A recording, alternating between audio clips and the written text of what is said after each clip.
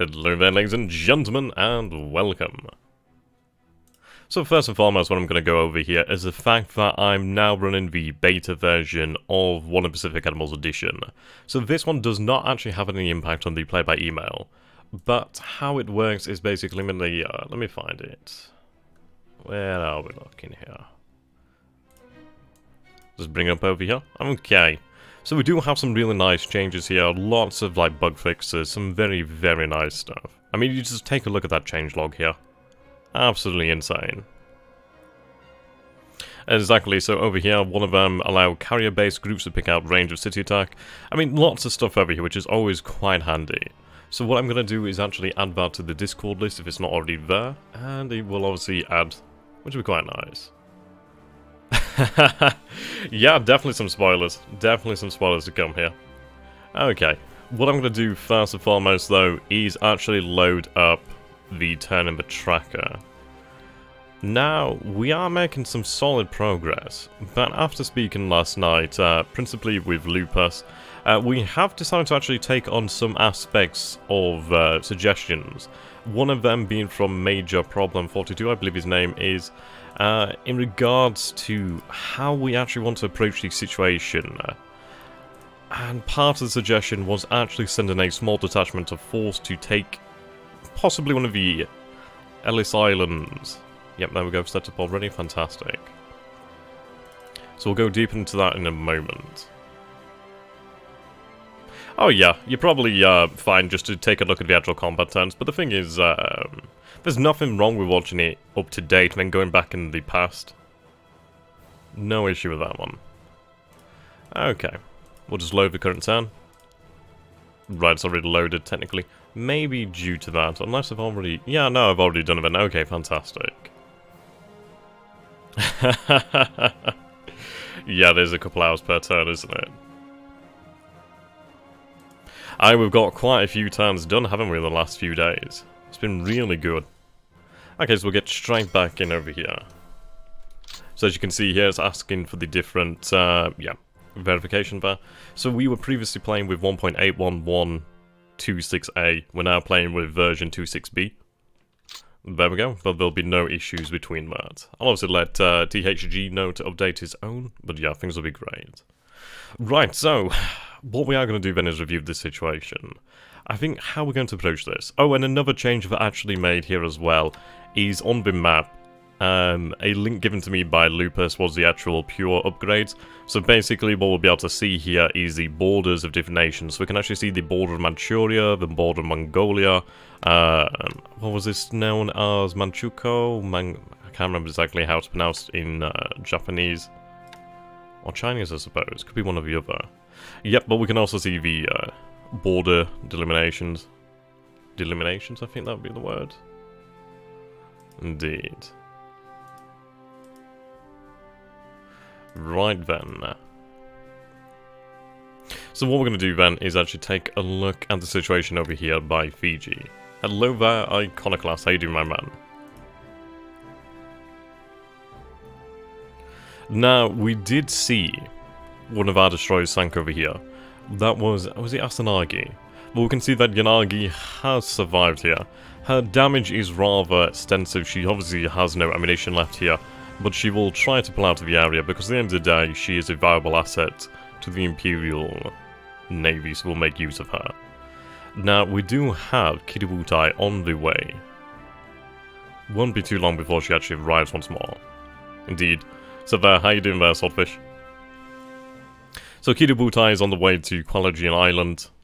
I know I'm pronouncing that wrong, but I can't bother to look it up. So what we're going to do from this point is, now it's currently the 22nd of December. I'd imagine we'll arrive here on the 24th of December. I think from the 24th to the 29th of December, possibly the 30th of December, we are going to have something of a strategic pause. Now what I mean by that, well I suppose you call it an operational pause. Previously we were burning fuel to actually reach Fiji, to reach Suva. But upon the presence of at least, well, we know there's the American, no, the Australian class, what was it known as? I can't believe I remember the name of the ship now. Let's take a look at the actual combat log. So that, I know how you do, my man. What was it called? Canberra, that's it. Yes, we are. But we are going to arrive at the island. The reason we are burning fuel there is we are going to... We do have more than enough to refuel. As we can see here, we do have at least 15,000 units of fuel. We do have another 12,800 coming in. But what we're doing here is we're going to... I'll explain the actual operation. I'm getting a little bit ahead of myself, aren't I? So what we're going to do then is... I'll actually bring up the drawing tool. I love the chances to use that. I've been a little bit vague, haven't I? Okay. So let's go over this then. Looking forward to Anno 1800 and... right, yeah, Anno 1800 looks rather interesting. Okay, so of course we have Kidabutai over here. Now, Kidabutai is obviously moving at full speed. So it should be roughly here by tomorrow. We do have the... I believe it's the Ondo Oiler meet in her about this point here, roughly. The day after she'll arrive back in port. What we're going to do at that point is... actually build up the supplies on the island to about 20,000. Now we have supplies coming in from over this way, from truck. Yep, as we can see here. Whereabouts are we looking? Yeah, she'll not have set off yet. Cargo, yeah, there we go. So we have about 10,000 tons, well, just shy of 10,000 tons on their way as well over here. We do, of course, have 6,699 tons there, with an additional 13,600 tons behind that. So we are going to be building up plenty of supply over here to this island. The reason for that is once we have 20,000 tons of supply, we can actually start to replenish Kidabutai's A6720 stock. We'll also be able to upgrade our planes over here as well. So what we will be doing is, for example, the F1M2 Petes, the E7K2 ALFs, these will be upgraded to the E13A1Js. The reason for that is their superior range. Now, 10 hex range is pretty amazing. I'm not gonna lie about that one. That is an impressive amount of range. Now, the actual aircraft itself, it only has one 7.7mm. This looks to be the tail. So, it looks like we only have one 7.7mm gun here, potentially. So, our gun value is only 2. But, in a pinch, they could still be pushed into a combat air patrol use, really. How big is the port? No, it doesn't hold many ships. But what we are going to do then is basically dock. Let's say... which carrier needs it most? Okay, so Isokazi definitely needs some aid. Beyond that, Akagi could do with some actual work over here. Will anime still exist if Japan runs out of fuel in 1942? It will, but it'll actually increase in number. When you don't have anywhere to go, you spend a lot more time drawing. Yeah. Now we also do have, let's take a look. She'll still be in the actual port anchored. We have ourselves the Akashi Auxiliary Repair Ship. Now she can't do terribly much. Well, she can and she can't. I believe she can help to repair major damage. We'd obviously still benefit greatly from having repair shipyards. Unfortunately, we don't have any particularly close by. So this will have to do. She'll be able to aid in repair of major damage and normal damage. Not terribly much. Maybe, I think it's something in the region of 0.83% per turn, give or take. Which will be pretty handy. So I think what we'll do is actually have Akagi, first and foremost, head into the port to obviously disband, and just repair. The plan's going to be spend until the 30th of December here in the Marsh Islands. What we'll do with the carriers that aren't actually docked is we'll have their crews actually run training. Basically, we need to stock up on fuel. Now, if we take a look over here then. Yeah, Kidabutai is low in fuel.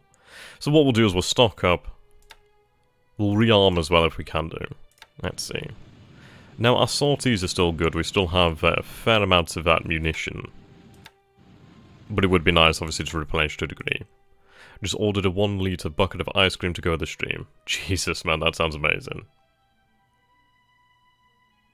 Okay, that's still no issue. If we can't dock, that's fine. We just need to be here. We'll be able to just aid in the repairs. We are building up the actual port. Or we will be building up the port, I should say. That'll come in time. We don't have a huge amount of engineers. We do have the 24th Air Flotilla of the 6th Fleet Naval Headquarters, so that 240 naval support will be quite welcome. The idea is we have a operational pause here.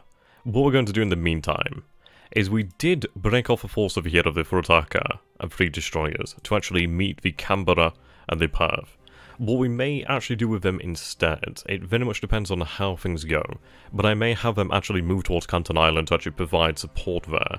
Though what I'm considering is we actually detach maybe some additional forces to actually help us take over the Elise Islands. The vast majority of the invasion force will head back to Tarawa for the time being. The reason for that is we want everything to come together. We know he's aware of, well, whether he's actually aware of our intentions to actually secure Fiji, I've got to imagine at this point he is under some inclination towards that. We can see that there's at least 1900 men here. That number may grow in the coming days depending on if he uses transports to resupply the island or reinforce the island. Personally, I don't think he would risk it. He knows there are submarines in these waters. He knows that Kiributai is actually moving south from actually securing Midway. Now, of course, Midway did fall a few days ago. Yeah, we'd only be able to get it to a maximum of 4. Which is still pretty good. If needs be, we'd head to track, but I think we'll refuel here first and foremost. And of course, I could head to track here, but that will be on the way back. I mean, the thing with Fiji is, if we do secure Fiji, it is going to completely change the war, to be honest. And, I'd love it if he was to bring carriers. Now, we have lost a significant amount of fighters on board Kiributai. If we take a look over here at our aircraft, if we take a look at fighters, of course we only have 80 A6M20s in total. Now, Akagi, Kaga, and Soru did take some big hits there to their A6M2 squadrons. What we'll be able to do is potentially replenish at least one of them to ideally full strength. If I take a look at... Well, actually I'll go to the tracker here for this one. So if we go to our aircraft production, look at building. Okay. Probably better off looking at this one. So as we can see that we're currently producing 2.23 zeros per day. We're probably on track to see... if it's roughly 2 per day, by the time that Kiributai arrives, we'll have 10 of them. Each additional day we should have an additional 2 zeros. So we'll definitely be able to replenish one of his squadrons. Ideally we'd be able to make up the numbers as close as possible to the full squadron size. But we also do have the A5M4s to actually make up some of the additional numbers. We have about 42 of them in this area. So they might not be the greatest of aircraft, but their numbers will definitely come in handy. Now, the thing that we have that the American carrier force will not have, well, really consists in the advantage of the B5N2Ks. These bad boys have just incredible range. Absolutely incredible range. Their armament is just fearsome. These 18-inch Type 91 torpedoes are just fearsome. They're not too bad in a pinch either, carrying about 500 kilograms of bombs. Not bad.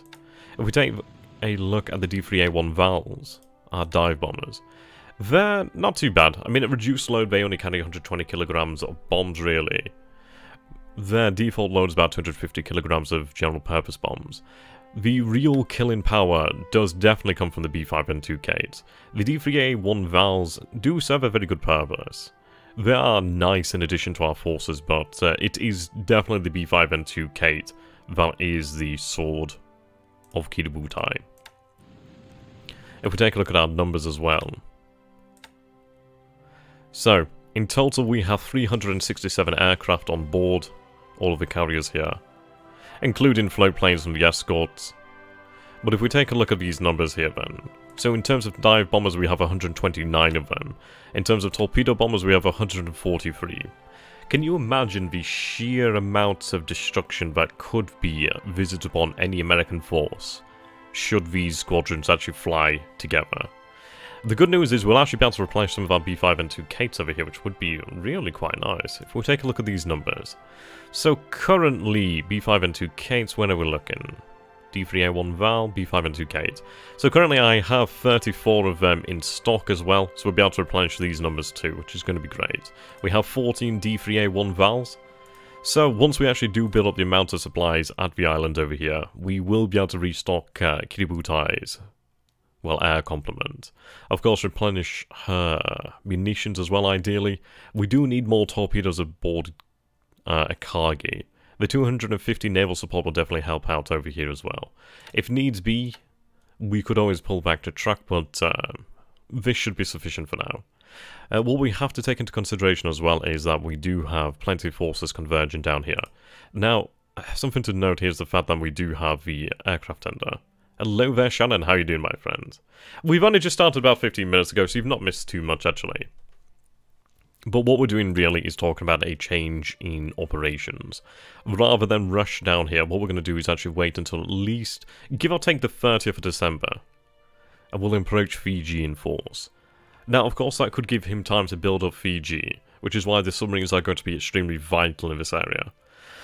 As far as it goes for what he could bring in terms of actual naval assets, I would be rather intrigued. The thing is, if he builds up his naval assets in this area, he can at absolute most, and this is the absolute most he can do right now, would be 3 fleet carriers, 1 light carrier. The British Hermes, I believe it's Hermes, light carrier. She's okay, I guess. She's a light carrier at the end of the day. She does benefit from having fairly decent deck armor, but the thing is, the strength of Kiributai comes from the torpedo bombers and the Zeros. Not so much the dive bombers. They're there really as, I'd say in a supporting role. They do function quite well as a scout. But what we'll do then is, of course, take advantage of our numbers of jegs over here. So if we take a look, 41 of them in the actual pool. We produce 1 of them per day. So yeah, some really good numbers here. We're definitely going to be able to make use of them. We know of 1 heavy cruiser and 3 light cruisers in the area. Exactly.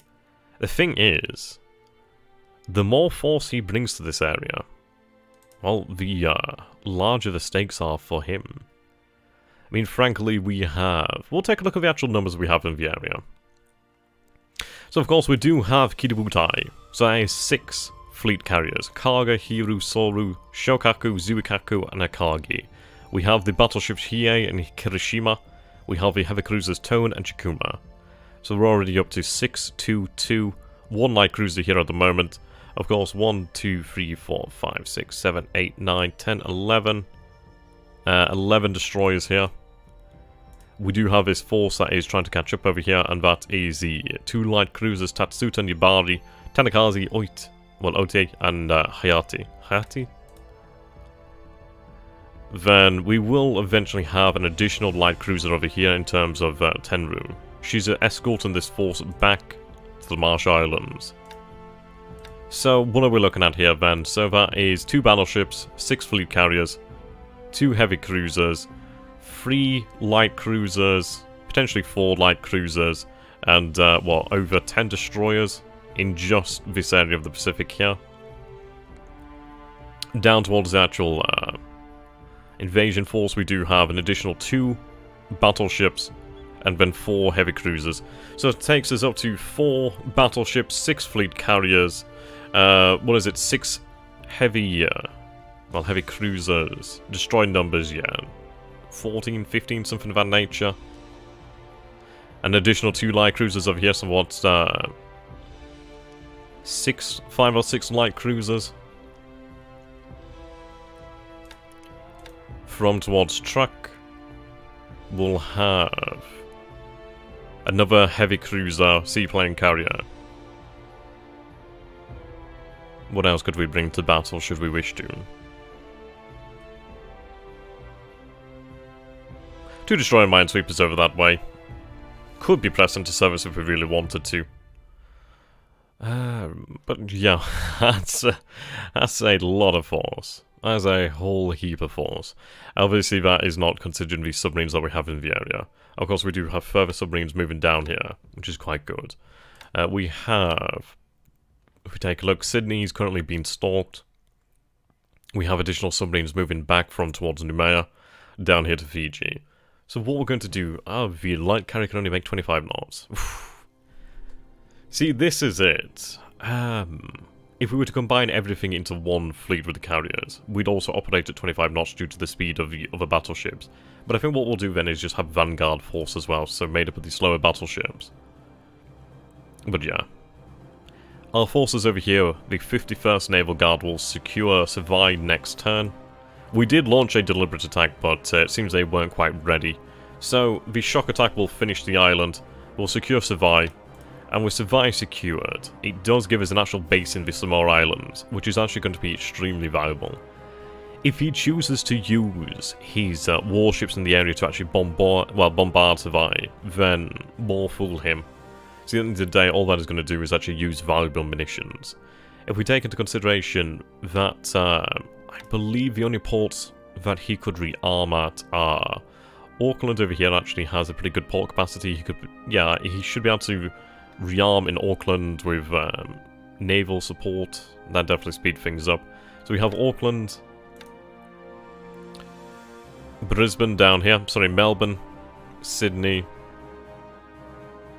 Brisbane could probably do it as well. Yep, so 3 ports in Australia, 1 in New Zealand. Then, of course, these other ports that you could rearm are Pearl Harbor. Yeah, basically Hawaii. But if we take a look at the distance here, so Auckland is his best bet. But that is still 29 hexes away from Suva, and it's still 44 hexes away from the Samoan Islands. So the good news is, if he actually does choose to use his ammunition at Savai, that'll be what, maybe at full speed 3-4 days, it might even be 5 days depending on the actual speed here. Let's try and figure out some information about the Australia class then, shall we? Let's take a look then at the actual Australia, the Canberra. So allied ships, we'll look for heavy cruisers here. I should have done it the other way, really. Right, let's see. The maximum range of B-17, we'll take a look at that one shortly. Okay, so we have the Australia over here. So if we take a look at this, so her speed is 31 knots. So I think she could probably make about 8 hexers on full speed, give or take. So what was it, 44? So 44 divided by 8 is 5.5 days. If he made 9 hexes, that's still 4.8 days, closer to 5, obviously. So quick question, are Ryujo and other light carrier near Saigon going to get their original fighter and top bomber complement? They will do in time. We've already landed back on board Zuiho. Let's see.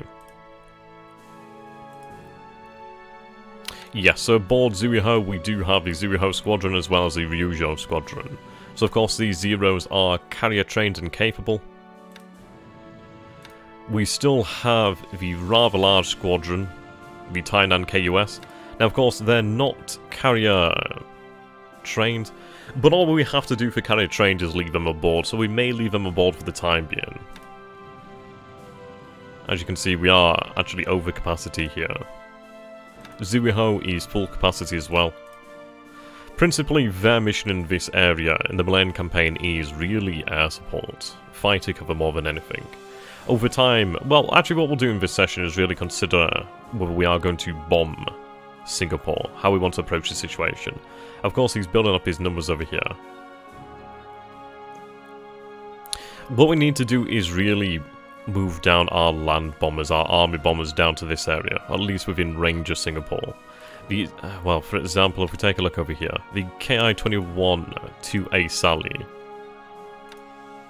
she has 40 durability. Now that is actually quite a durable bomber. It's probably the best that we have right now. If we take a look over here then, the G3M2s, their durability is 35, so not as bad. Well, not as good. A little bit worse there. But the durability is what we want more than anything. If we take a look at the maximum load over here, it is 1764, so she carries 500 kilograms of bombs at most. We take a look at the Sally. The Sally carries... yeah, she carries about 1,000 pounds of bombs. So twice the amount there, which is very, very handy. The good news is as well, the KI-21 Sally is actually really up there in terms of production. So we're producing almost 2 of them per day. A couple days time we'll be producing 2 per day. So we do have the actual production numbers to actually keep this up. We do have a good amount of G3M2 nows. So once the actual situation does turn, we'll actually consider sending G3M2 nows.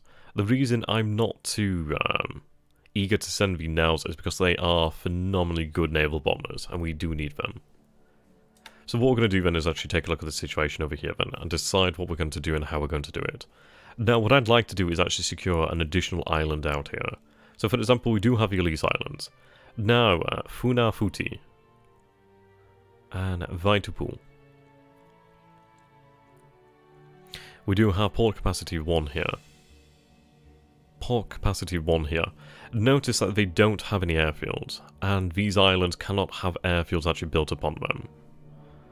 So what we need to do then... Of course, Canton Island. I believe we are going to... Well, what I'm thinking here is we take one of the aircraft tenders, along with potentially the Furutaka and the 3 destroyers here. Send them down to Canton Island to actually give them some security. Baker Island does have an airfield actually, which would be very nice. That could be taken. But what I'm thinking here, if we take Funafuti, 13 hexes out, 14 hexes here. But it would be nice. Would be able to station Jakes over here. They wouldn't be able to make it right off here. But it would give us some nice information in this area. So yeah, you combine that with Canton Island, and then if we were to take Baker Island, we'd actually have a nice coverage of float planes here. Train some Marines for Baker. Indeed. And welcome back, New Chaotic Order. I think this is the first time I've seen your stream, so welcome. I bet Funafuti and Vaitupu have no one on shore. Yeah, I'd imagine. Line 1 engineer unit, you can build up a level 2 airfield, taking into account their +2 ability to build. Yeah, that'd be fantastic. I mean, that would be honestly fantastic. I mean, part of me thinks, should we strike at Palmyra? But it is too close to Pearl Harbor. We did see he has forces moving south from Hawaii. We are going to be giving chase with our submarines over here. These 3 submarines will give chase in that direction. So I think this would be a little bit too dangerous right now. Okay. Now, currently we have 5,600 troops over here. Yeah, 5,692 troops. And then equipment. At truck, we are loading additional troops on board here. So we are loading the 144th Regiment. The 144th Regiment on truck itself is 2,151 troops, 41 guns with about 2,182 support troops. Non-combatants, basically. Already on board we have 168 plus 4 pieces of equipment. The Japs will bake a cake on Baker Island. Yeah, exactly. Now in the area we do have 2 aircraft tenders. Kamoi and Kiyoka. Kiyokawa. Yeah, Kiyokawa? Kiyokawa? Kiyokawa. Yeah, Kiyokawa. Kiyokawa. God, I'm terrible at pronunciations. But that's 2 tenders there. Now, Cheetos is actually going to come in extremely handy. So right now, she's actually carrying the 16th KUT-1. Which is a squadron of E-13A1 Jakes. Now, these bad boys are obviously going to be pivotal to our plans. With them being actual float planes, they can actually land at airfields without any air bases, and still run. Of course, it would be very nice to have operational, well, basically aviation support, but it's not necessary. Need to take Leah? Yeah. Should the operation at Fiji go as we wish, then Rabaul, Lumea, and Luganville will be taken in time. Tulagi would be good as well. Yeah, teacher say. Yeah, I'm terrible at pronunciations, but yeah, I'm sure you guys know that by now. Okay. Now I'm going to try and unload these supplies here. They're more than likely going to be attacked next turn, but they just need to hold on. They're set to never retreat here. The thing is, if I do retreat, they're done for. If I try to stand my ground, we're probably done for. But I need them to unload supplies. That's what we need them to do. Those supplies will keep Savai happy. So what we need to do now is devise how to split our forces over here. So we're going to have you head back to Tarawa. This force is obviously following them. Now I still have Aoba, Kinyugusa, Cow. These ships are formidable. Yeah, I mean, you look at that experience is fantastic. So I feel we'd be better served by taking Funafuti. Yeah, exactly. He's nice son of a bitch. Okay. On Canton Island, what do we have here? We have 421 units of fuel. Can they do a banzai and try to go out in a blaze of glory? Well, this is it. They probably will anyway. It would be a shame because I would very much like these cruiser mine layers. If I was able to use them, they'd be fantastic to try and hold on to Suva. Yeah. Well, that's it, isn't it? It would be really nice to have them as mine layers.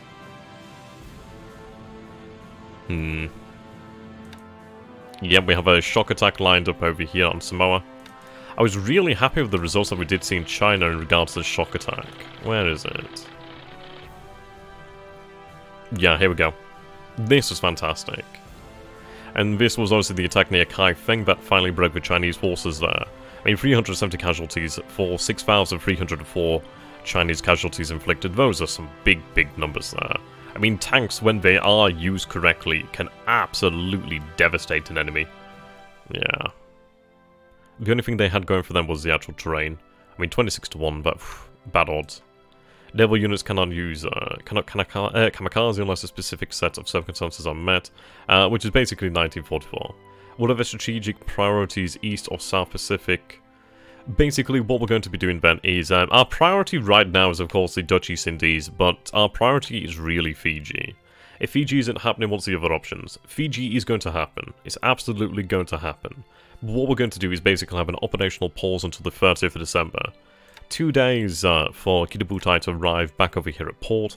Ideally within the next 2 to 3 days we'll be able to build up the supplies here to about 20,000 tons, ideally sooner.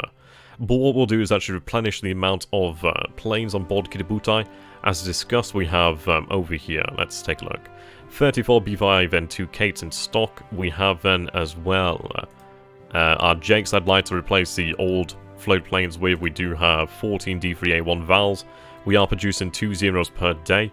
Every other Zero squadron has been told no replacement. Basically, every replacement now is being saved for Kitabutai. Yeah, this is absolutely it. I mean, if we take a look at what we have so far then. So let's imagine that our defensive network is currently looking a little like that at the moment. Suppose we do have Canton here as well, assuming that is Canton. Now, when we take Savai, and ideally Fiji, we'll have something of a solid wall here. It might not look it because obviously the space between the islands, but this is effectively a brick wall to the Allies.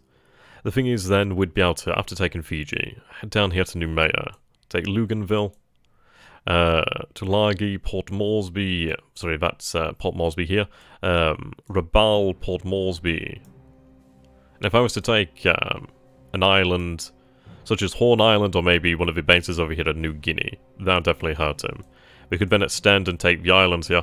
Basically, what we'd be doing is forming a solid brick wall here that would divide Asia from the Americas. It would divide Australia from the US. It would divide India and the British Empire from the US on this side. So, the thing is, we know his shipping lanes currently. I mean, this is it. When we came down to this area, first and foremost for our submarines, we did see activity around this area. We did see activity around here as well. So what we can imagine, his shipping lanes are currently looking something like that. Of course, he does have Pearl Harbor here, but his shipping lanes are in this area. So this is what we are threatening here. I mean, Fiji lies right at the center of all of this. So imagine that Fiji would be able to project power basically in this area. It's an incredibly ambitious operation that does have a lot of danger. But the thing is, it is the 22nd of December. We are pushing quite hard here, we are being quite offensive, we are taking losses. But the thing is, come the end of 1942, I honestly do not want to proceed with any offensive operations as such. Obviously there will be offensive operations, but what we want to do is after 42 is basically consolidation is really what we want to do. I think the shipping turns north sooner towards Hawaii. Yeah, exactly. Which is why we do have our submarines actually running their patrols down here along these potential shipping lanes. It's hard to decide, because obviously we don't have a huge amount of information here. In the future, what we might be able to do then is run patrol boats from Midway, well, flying boats from Midway, try and get some distance. Just some information out that way. Okay. When will you invade the Dutch East Indies? Well, what we're going to do is once Fiji has fallen and the threat doesn't look as severe, we'll turn here to take Noumea, Luganville, Tulagi, Rabaul, Port Moresby. Once these bases have fallen, well, pretty much the situation is going to be game over for the Dutch East Indies. What we'll be doing from the opposite side over here is, of course, we are still making our way down towards Singapore. Singapore is the key to the Dutch East Indies. Once it falls, then everything is up for grabs for the most part. The most amount of resistance we'll see will be from Java, but once Java is pacified, as it will inevitably be, yeah, the Dutch East Indies will be ours. What's planned for Fiji? A regiment? Oh no, we have more than a regiment. If we take a look over the landing forces. Hello there, Paul. How are you doing, my man? So on board our landing forces, well, the landing ships over here. What's up there, Justin? Not too much. We're basically going over our priorities and how to do things. We'll go through it once again as we go on. So we have here the 52nd Naval Guard, the Maizuru 1st SNLF. That looks to be the 61st Naval Guard, the 66th Naval Guard. Of course, we have then the 144th Regiment, which is loading up, so that have been an additional 2,000 combat troops, additional 2,000 non-combatant troops. So we'll be looking at something in the region of maybe about 5,000 frontline troops, maybe about 5,000 plus non-combatants, give or take. Of course, we do then have the Naval Guard over here, not Canton, sorry, down here at Savai, assuming whatever shape it is in will be useful. What will we do if you can't take Fiji? Well, this is what we're doing. We're basically going to wait until the 30th of December, build up our forces, rearm Kidabutai. I think we will be able to take Fiji, I think it's just, he can't stop us at this point in time. The reason for that is just force disparity. He has at most 3 fleet carriers and a light carrier. We have 6 fleet carriers. 6. Those are some huge numbers. Currently on board Kidabutai we have over 360 aircraft. I mean, if we take into consideration the Lexington class, of course it can bring a very nice amount of aircraft to the battle. Let's take a look over here. So ships, ship classes perhaps. Right, US Navy carrier available. So if we take a look at this. So obviously we'll have, I think he'll have about 3 Lexington-class carriers, perhaps, at this moment in time. Of course, he'll then have the British Hermes. But if we take a look over here, she is fairly well armoured. 175 belt armour, pretty respectable. It's greater than quite a few ships, actually. 50 deck armour, 50 tower armour. She's definitely more capable at taking torpedoes than most ships, but yeah, she'd eventually go down. She's 36,000 tons. The best thing about her, though, is the fact that she does bring, do we see the, yep, there we go, air capacity is 90. Now, American carrier doctrine is different to that of the Japanese for the most part. American carriers do tend to carry more dive bombers than torpedo bombers. His torpedo bombers are absolute trash at the moment. Of course, they're still dangerous, but they only have 5 hex range at maximum. While our D3A1 valves, though not terribly good, have 7. His SPD-3s, I believe, have a range of about 8. They're quite dangerous. That's his main weapon, the dive bombers, really. But of course we do have the P5N2 Kates, which outrange even them. And our Zeros outrange everything with drop tanks. He will be using, I think perhaps at most 2 FNF squadrons, the 3 A's and maybe 3 B's or just 3's or something like that. Other than that, we'll probably just see Buffalo. Yeah, the Aleutians will come. Eventually they'll come. We're just basically waiting for additional forces to actually send up that way at the moment. You need to take all 4 islands, otherwise it's a waste in a lot of ways. Are we talking about down here in regards to Fiji? Well, the thing about bases in War Pacific Admiral's Edition is, for example, if there's no enemy forces here and there's an enemy base that is actually garrisoned, then those bases will flip. Basically what's been happening over here in the Philippines, sorry. For example, these bases over here flip to our control. This one probably will do eventually. This one will definitely, but we are sending a detachment, the Kur, 1st SNLF, to actually take it. Just to be sure.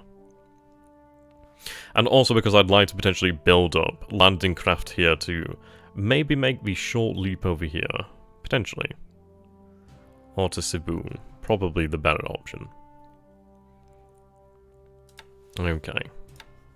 So let's take a look at our forces here and work out what we're going to do.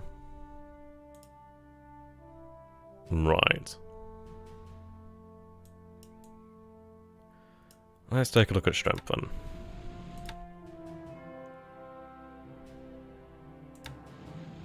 Do I get to see what ships she's on board?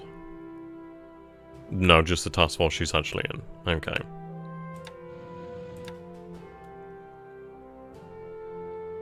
Right, we'll take a look at the numbers. 294 men. About 300 in total. Yeah, about 300 in total.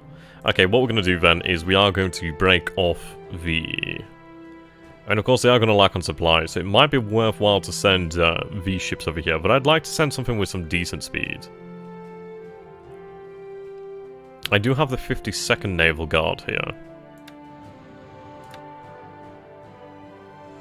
But that's too strong. We'll take these units. If we need supply, we can always use our transport or our actual transportation aircraft. Right, so I want myself the Ryunan amphibious.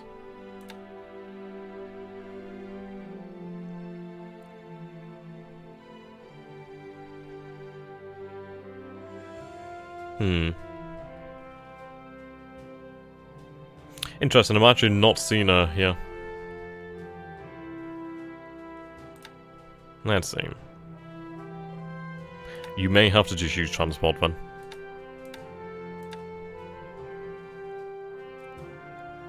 With how much AV will you attack Fiji? Do you mean aircraft? Well, I suppose in terms of actual total number of aircraft... Oh, assault value. Assault value, okay. Sorry, I didn't understand what you meant there. That one's a little bit harder to actually work out due to the fact that these units are separated. We'll try and give it a quick go over in just a moment. Right, Ryunan. Okay, do I get a measure of their assault value?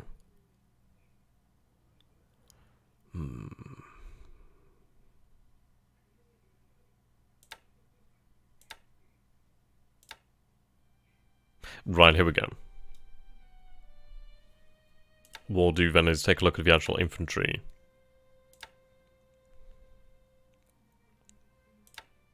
Okay. So we can see the forces that we do have on board here. So we'll just try and do a quick calculation, I guess. Try and figure out the total amount of assault value.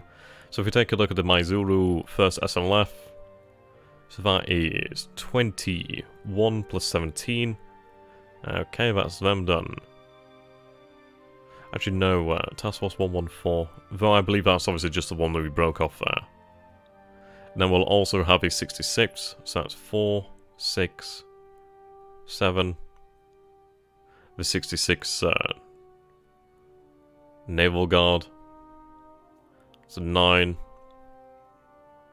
An additional 10 then. As well as the Maizuru 1st SNLF. 15. Okay, so with just those forces on board, that would be about 89 assault value. Of course, once they're actually combined, that assault value would be significantly higher.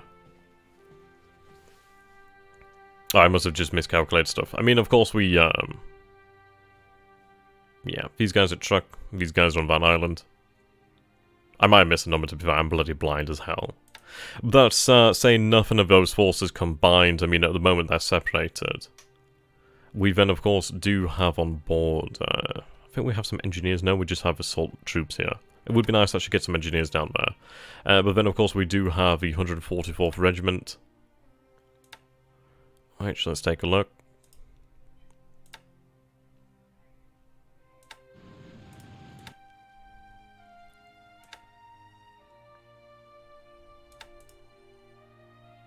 Okay, yeah, they're kind of spread out at the moment. But that's going to be an additional, at least 134 assault value. So we'll hit the island with something in the region of about 200 assault value, probably more than that, really. But then you have to imagine that we have, what, at least 200 bombers? Probably closer to about 300 bombers. Let's take a look. Right, so dive bombers, that's 129. Torpedo bombers, 143. So, those are some pretty respectable numbers there. We, of course, then have the warship should we decide to bombard. The thing is, we will have the ability to take the island without issue, really. What we need to do is make sure he doesn't land additional forces, but even if he landed additional forces, all I'd have to do is just bomb him. We have that capability. THG. I'd imagine if he does bring carriers to the area, what we'll probably see then is a raid, probably at Savai or Canton. Don't forget to put the transport you split off back into the task force. Well, what we're doing is actually splitting that one off to take one of the Elise Islands. I think she'll take Funafuti. What I'm going to do is actually just have her travel with some actual escorts down here. Now, Baker Island, I think we'll take as well, actually. But let's take a look at the other options. I mean, I could potentially head over here to Luganville, but that's a little bit further out. Yeah, then there's no additional ones here. How much assault value do you think he has on Fiji? I suppose that one's a harder question to answer. I think he'll have something... I reckon he'll probably have 2,000 to 3,000 troops in the island. Something around that area, so... I don't know. I'm just going to overestimate his numbers. We'll say 100 assault value, just as an overestimation. We'll say 100. I don't know what his actual true numbers are, so I'm going to say it's probably more than it is. So let's go with the worst case scenario that we're facing, I don't know, maybe like 100 assault value on the island. We could face even more, we could face even less. But if we go for that number, that gives us something to work with. So, the benefit that we also do have is the base of Nadi. If we decided we could actually land here at Nadi rather than Suva itself directly. Now, the thing is, he could of course concentrate his troops over here at Suva. Which is probably what he may do. But he's going to be forced to actually spread his troops out. Should Nadi fall, well, yeah, the men are on the island then. He has an advantage when he's trying to defend the beaches, because obviously he's already fighting from an emplaced position. Yeah, fortifications on Fiji. Probably. But what I'm thinking here is we land at Nadi. He's going to have to split his troops. And what we'll do is we'll use our reconnaissance to actually work out where he's weakest and then strike him where he's weakest. The fact that Fiji has 2 bases is just incredible. It actually does make it significantly easier to take the island, because he has to spread his forces, or one base will absolutely fall. So, it's a difficult question, so I reckon he'll probably leave a small detachment over here at Nadi, and then probably have most of his forces based over here at Suva, basically desperately waiting for reinforcements to arrive. That's how I think it's going to play out. Okay, so what we're going to do then is take the Ryunan Maru. Now, she makes about 12 knots. What I'm going to do here then is give her something of an escort. Let's see, what do we have? I do have 2 patrol boats, so I'm going to put those bad boys in there.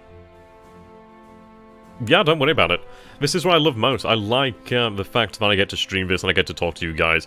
I mean, this is how we actually come up with our plans. I mean, this plan isn't entirely my own. This plan is actually made up with suggestions by plenty of users, plenty of the community. It's really cool, actually. Supplying those forces is probably going to be more difficult than the combat itself. To a degree, yes. To a degree, yes. But ideally, what I'll do is have supplies ferried down to Tarawa, and then if our actual transport aircraft could fly from Tarawa, what I do then is have them fly supplies into the island of Suva itself. And it might be a trickle until we can actually get convoys down there. But I think it would obviously keep them topped up for the time being.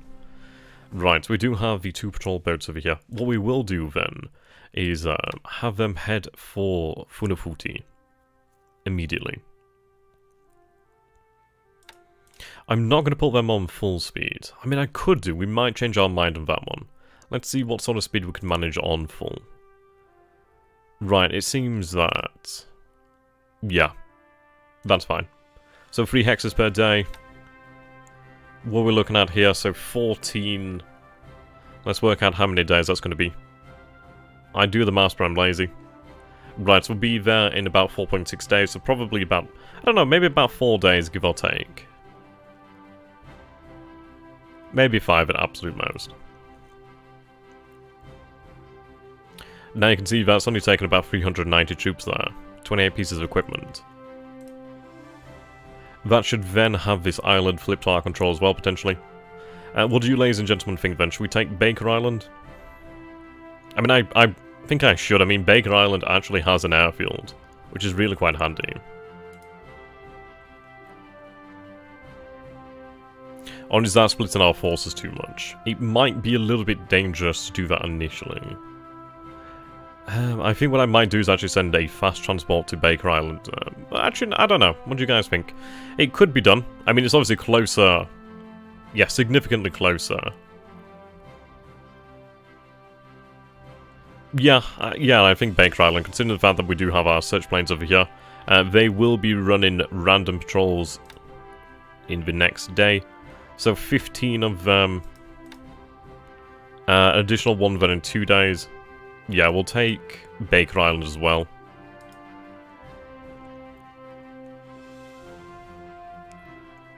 What I'll do then is actually send... Can you get planes to the islands as you take them? Yes. We'd be able to base float planes down here at Funafuti once we actually bring the seaplane carriers in, or the actual aircraft tenders.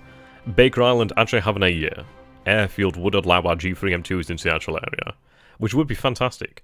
I mean, the G3M2 Nels have something like 18 hex range, so 16 here, 2 hexes beyond that. So, let's see, Palmyra is 23 hexes away. So you'd imagine, let's see, 20, 18, right.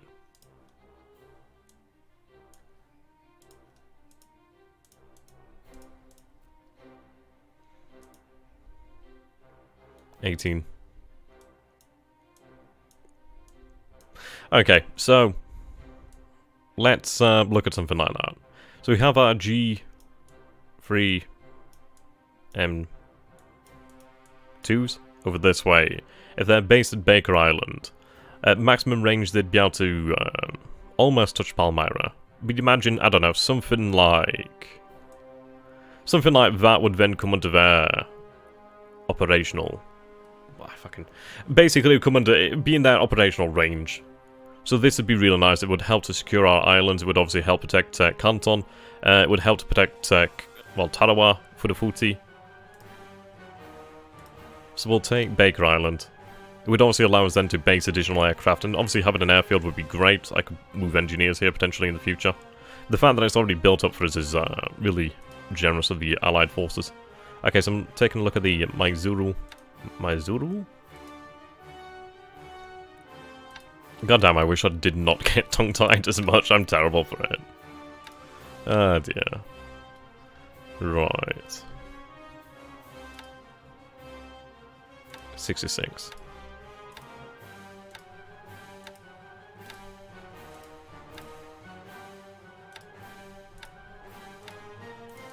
Okay.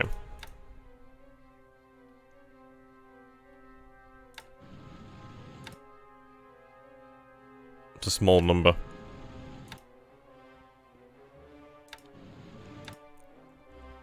$149, just about 200 in total, give or take. And over here we have... Right, okay. So what I'm going to do then is we'll send the Kaijo Maru. Yeah, Kaijo Maru.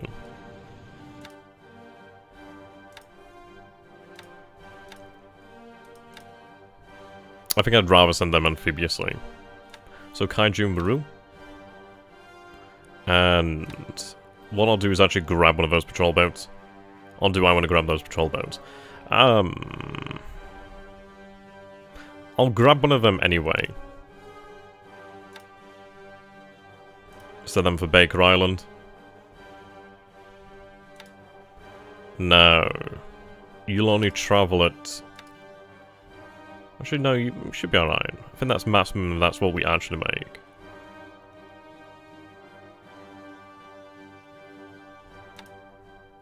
Yeah, that's 2 hexes. So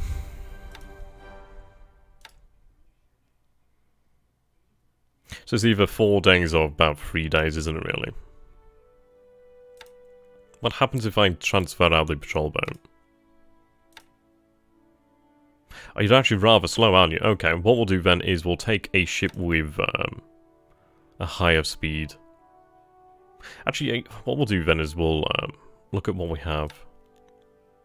So transfer them back into the main body.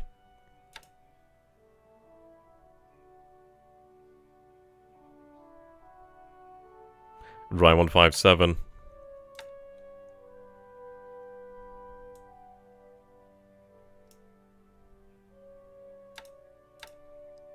Right, let's take a look at what we have in terms of speed.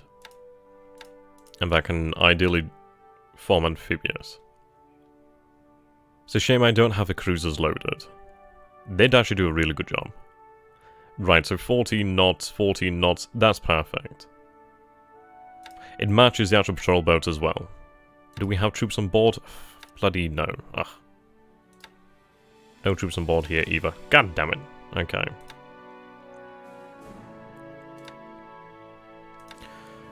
$12 knots. Okay, you'll do. 11 knots. Yeah, okay, that's fantastic. What we'll do then is we'll send the Amakasu. Or Amakasu. She's carrying about 563 tons of supplies, so that's nice. So you can actually head then down to Funufuti. We'll send this ship with the higher top speed down there. Yeah, so still looking at about 3 hexes. Kaiju Maru. Task Force 157.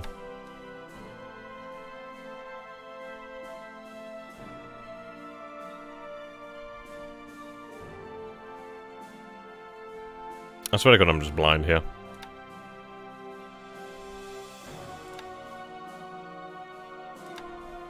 Because you're in, Strange. Oh, never mind, you're still going to make 3 hexes per day. That's fine by me. Yeah, that works out.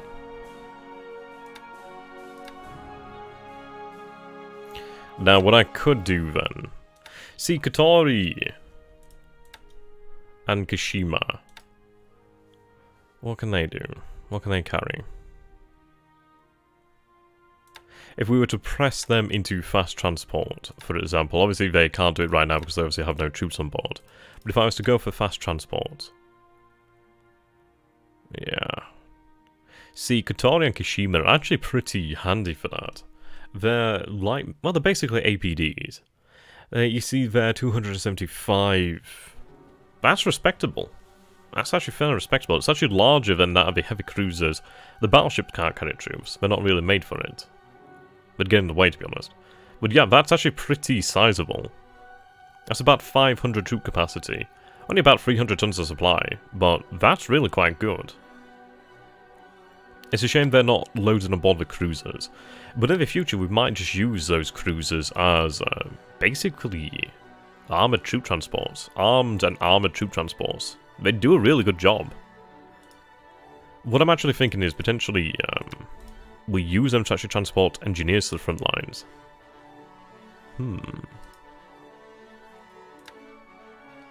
Okay. What I'll do then...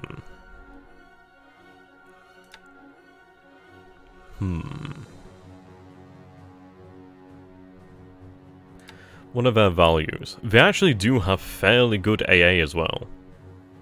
Yeah, we have here 440mm guns, torpedoes, of course, float planes.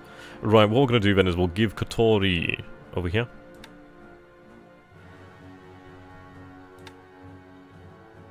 Now, if I transfer out the actual patrol boat, would we see any difference there in the actual speed?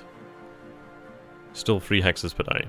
So what we'll do then is we'll put Kashima in here. Okay. So we'd have Kashima. I guess what I could do then is actually transfer the patrol boats. Kainan Maru and Santos Maru.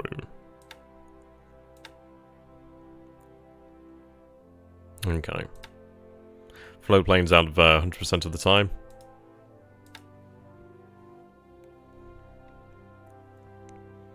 $285 troops.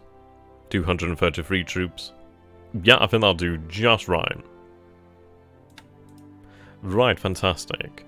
Now, what I'll probably do then is we do have Furutaka. She is not there. There we go. So we have Furutaka, which is basically known as Araki's Gambit after the captain of Furutaka, Captain Araki Sutao.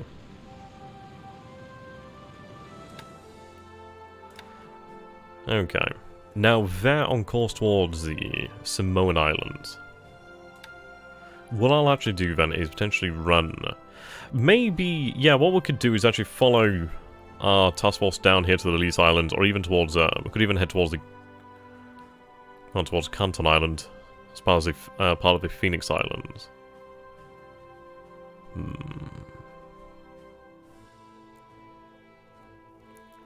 I think I shouldn't need to worry too much about Baker. Obviously, next turn we'll see our float planes running random, so we'd be more likely to see anything around here anyway. So we'll have them actually shadow our forces down to the Elise Islands. So we'll head... well, then again, I could make, maybe... Yeah, we'll continue on our path down to Savai. But what I'll do is actually put in a waypoint here. So your waypoint is going to see you head towards Funafuti. Or at least just off Funafuti, just by the Elise Islands.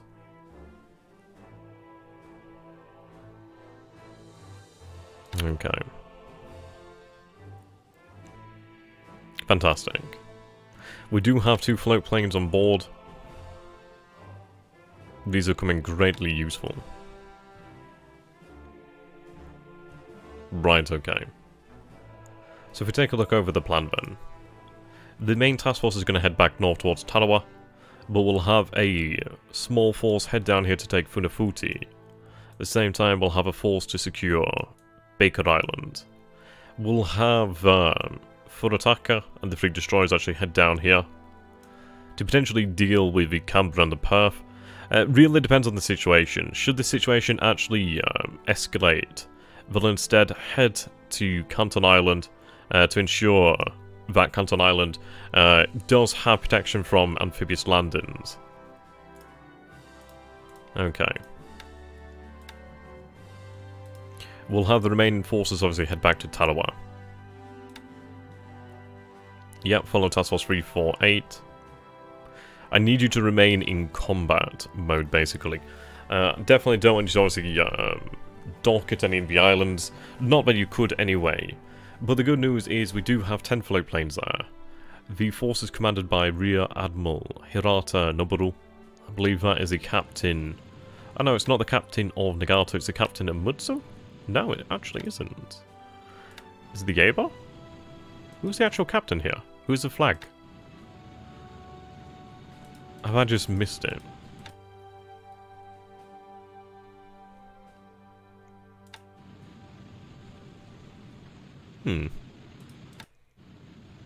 Mutsu. So this is the actual flagship. Interesting.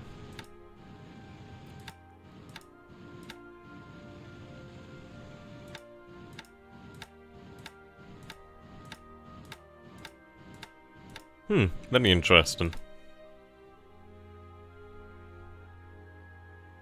Right, there we go. So that is obviously splitting our forces to a degree, but I think that is going to definitely help us secure quite a lot. We do have a tanker moving down here to Tarawa, which is bringing about 6,798 units of fuel. We do have the submarine tender Rio de Janeiro. Now, she's not actually loaded here at the moment, but what I'd like to do is actually transport some additional supplies here to Tarawa. But what I'll do in the meantime is have supplies flown out in the next coming days, or even just a cargo ship diverted down here to Tarawa. Obviously, this will be our main, it'll be our operational, forward base in the area. Yeah. That'd be quite nice. What I'll do is actually begin to expand the airfield as well. We'll definitely need supplies, so what I'll do then is actually divert a supply ship there when the time comes. You're heading for Canton. Are you going to move the carrier south to help the invasion of Fiji? Absolutely. What they're going to be doing though is heading for the island here, where we'll actually rearm them, refuel them, and actually replenish their squadrons. Basically, we're having something of an operational pause to allow our forces in the area to actually gather their strength. The fact is, should we go in together as a combined force, he's going to... What can he do to stop that? He's not going to be able to. Even if he throws all his carriers into this one gambit. Yeah. That's not enough. As the Battle Group Gamer asked earlier. By the way, I do recommend the Battle Group Gamer. He's a fellow content creator. He does some fantastic work. I'd definitely recommend checking him out. Okay, aircraft comparison. Do they come under the US Army? B-17Ds, maybe?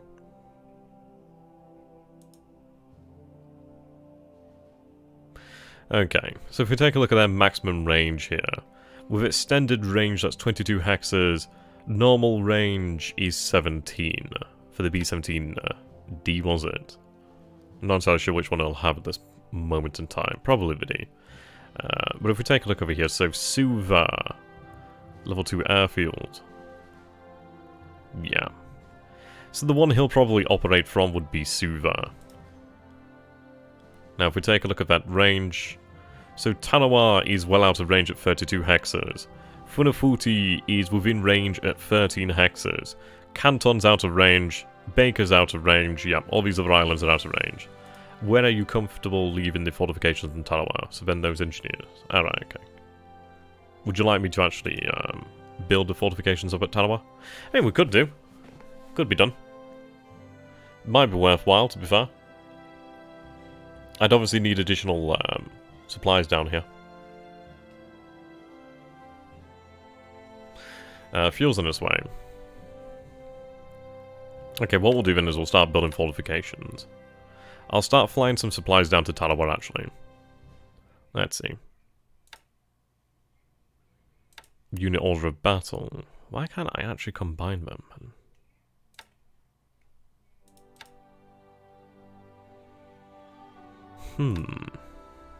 Oh, there we go. Reattach unit. Thank you. Right, that's better. What we'll do then is have you actually... Yep, 25 hex range. You're going to take supplies. How much could you carry? Fair amount, actually. Okay. So I want you to land supplies at Tarawa. We'll use those to actually begin building up the island. Yeah, that sounds good to me.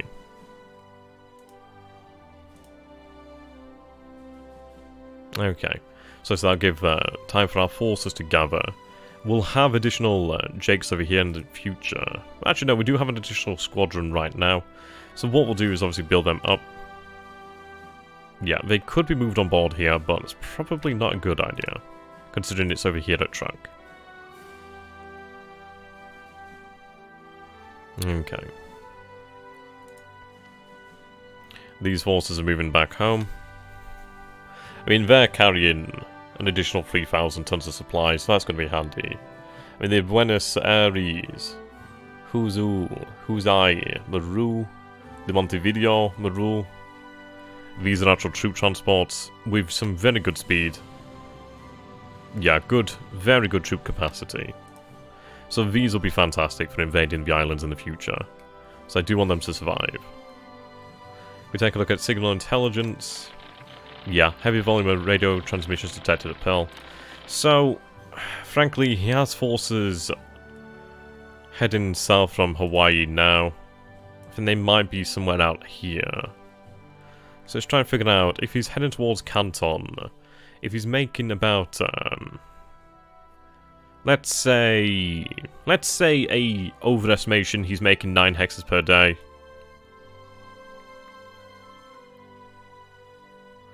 Oops. That'd still take him about 4 days, maybe about 5 days, 4 to 5 days, for those additional forces to arrive in the area. In which time Kidabutai will have arrived over here, in which time we'll actually have potentially more air assets in the area as well, so that's going to be quite handy.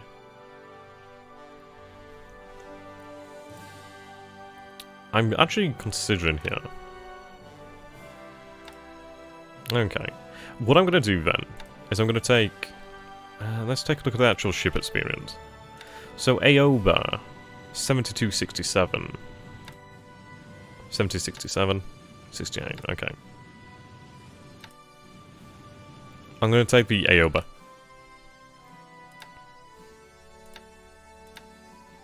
So Aoba, she does have a little bit of engine damage, which has reduced her speed. Ooh, that does make... Yeah, okay, what we're going to do, it's only 1 knot of speed, but it does make a difference. The other crew is more experienced. It's a hard decision. We'll take the Kinugusa. She's the same class of ship. Actually, no, her speed's also 30. The Cacao makes 31 knots. She's a Furutaka class. Is there a major difference I should look at?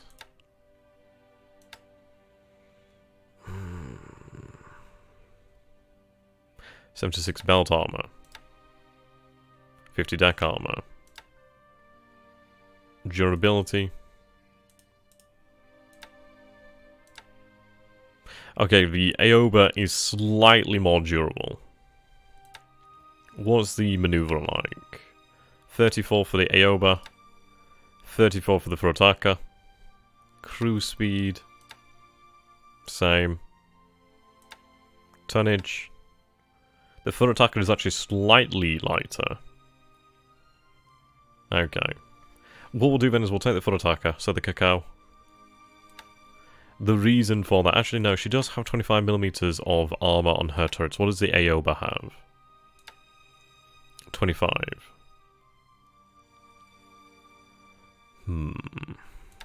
What's their torpedo armament like? Same. Okay, they are pretty similar ships. There's only one bit of difference really in between them, which is the durability and weight. But that's functional. I mean, she does have that additional knot of speed, which does make a big difference. So we'll take the Cacao. What, Cacao? I don't know why I'm saying Cacao, it's Cacao. Or Keiko? Keiko really, isn't it? Fucking hell, why have I been saying Cacao?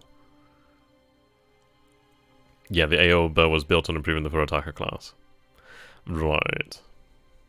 What we'll do then is take Uzuki, Kikuzuki, Yakazi. There we go. Now, Trooper Black. Right, not a major. Yeah, I mean, the thing is, the Furutaka has taken the better destroyers, the more modern destroyers. Well, Keiko. She's taken some of the older... I think these are Fubukis. Mutsuki. Minakazi.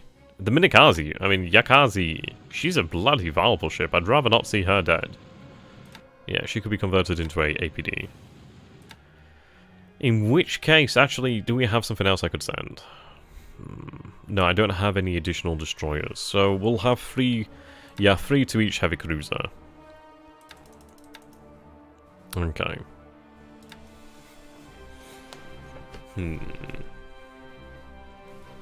Well, what I'm thinking is, we're currently sending 1 to survive.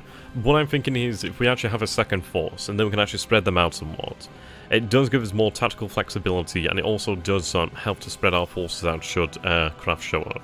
I'm going to have one of the forces head towards survive. The other force is actually going to head towards Canton.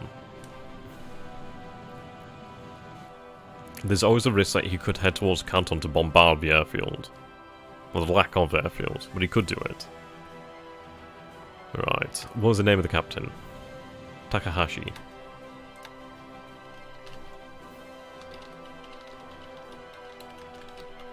Takahashi's Gambit. And she's going to make for Canton Island. Fuel's going to be something of an issue. We do have a little bit of fuel here. We do have an oiler. She's going to start loading. Yeah, she's loading fuel over here at Tohomaru. Currently 2,592 units of fuel here. Yep, so she's going to load that fuel. We do have the Tohomaru.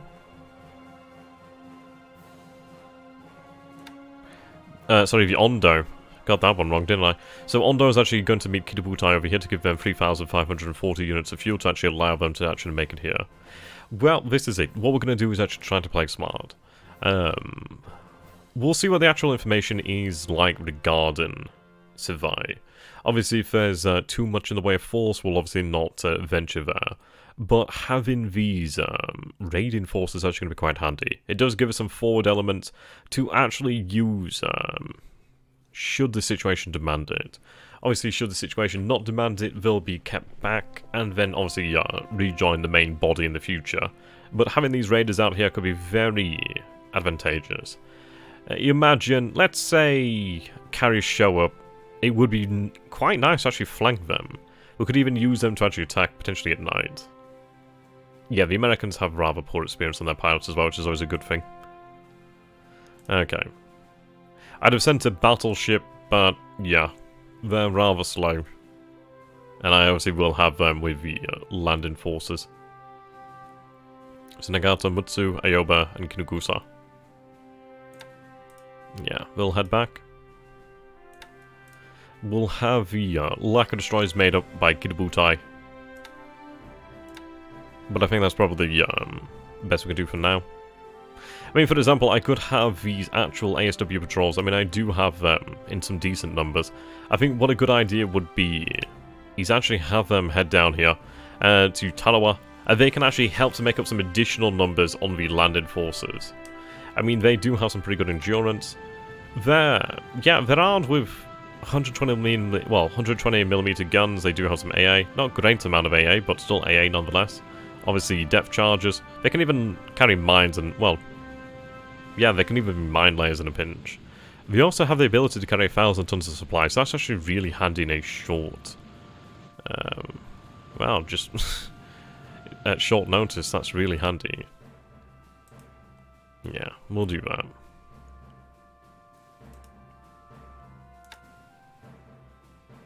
So you're heading there. Then I do have another 4 of them, so they'll head south as well to Tarawa.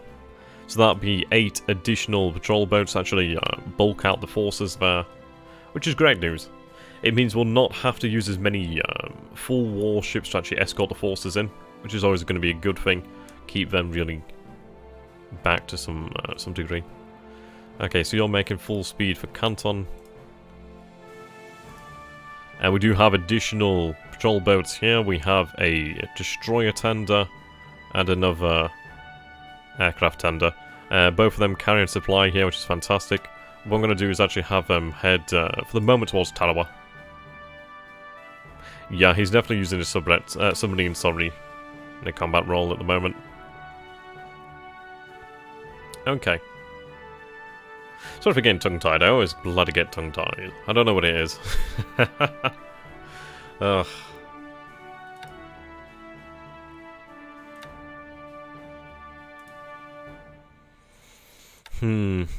What do we have here at Midway? Plenty of supply, but no fuel. We are going to build our fortifications up here. We do have an AMC on its way via Wata Maru. We'll have her actually make for Midway at the moment. We know there's some ships out here. Okay.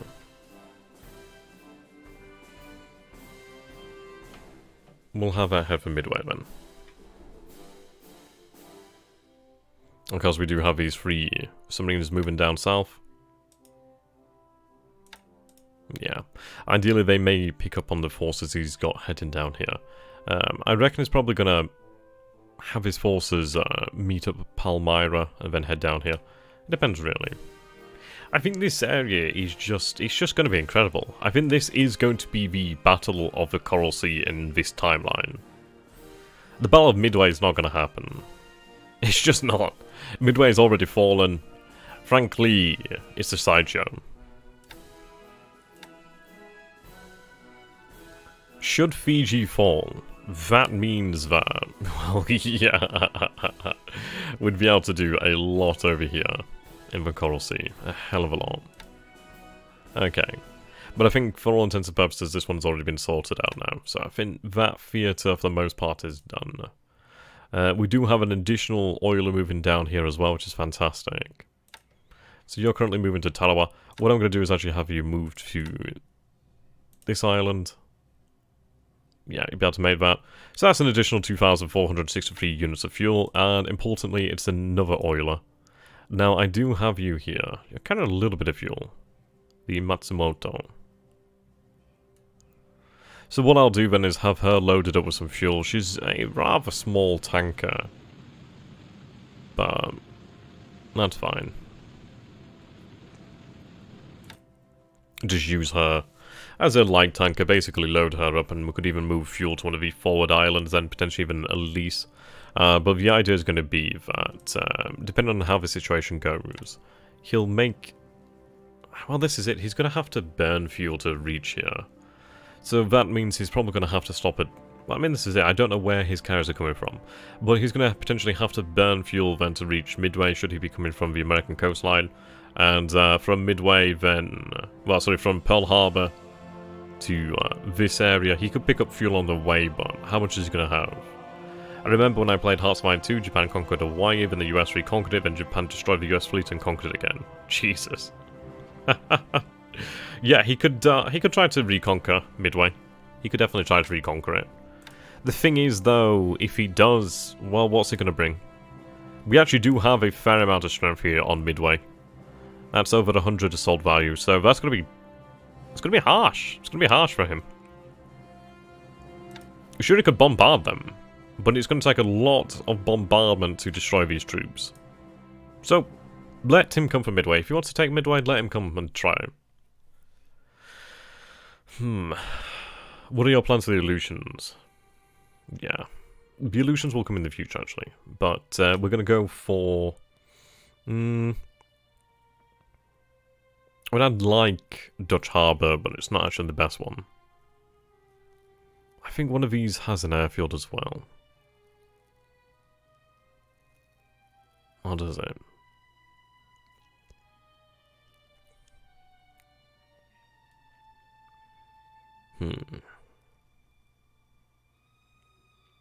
Probably Adak Island. Adak, well, which one actually could be built up? Yeah, Adak Island could actually be built up to a size 4 airfield. All this island here. Yeah. It's really these two islands here, but are going to be the ones we'd go for. I mean, the value of Midway. I mean, this is it. We actually did reconsider the operation at Midway, but the fact our forces were already underway, it would have been a waste to have them head back. It would be a waste of fuel. Though, the value of Midway is the fact it does deny him another actual base here to patrol. It does actually mean that beyond his base over here, he has nothing. Yeah, no, size 5 port, very large. So yeah, this is it.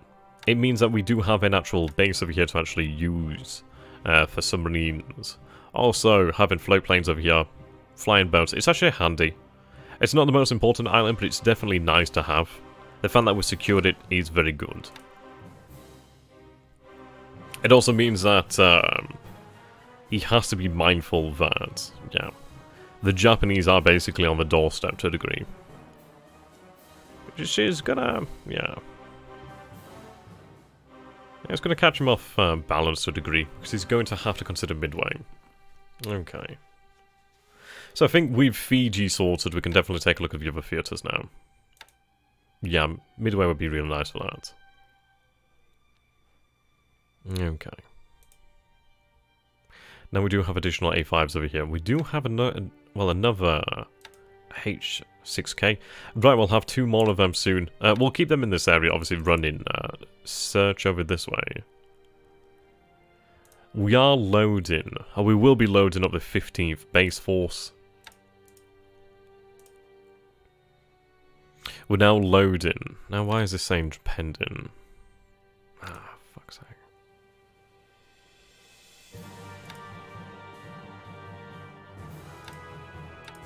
Right, load. Just kind of a troop shop. Minimum ships.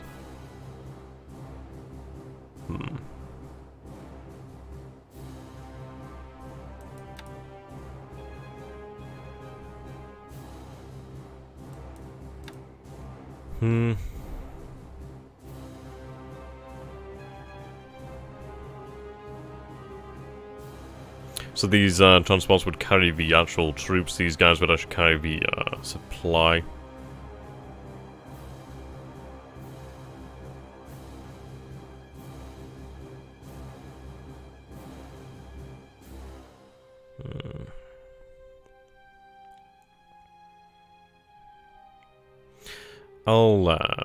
I'll just use 3 of them.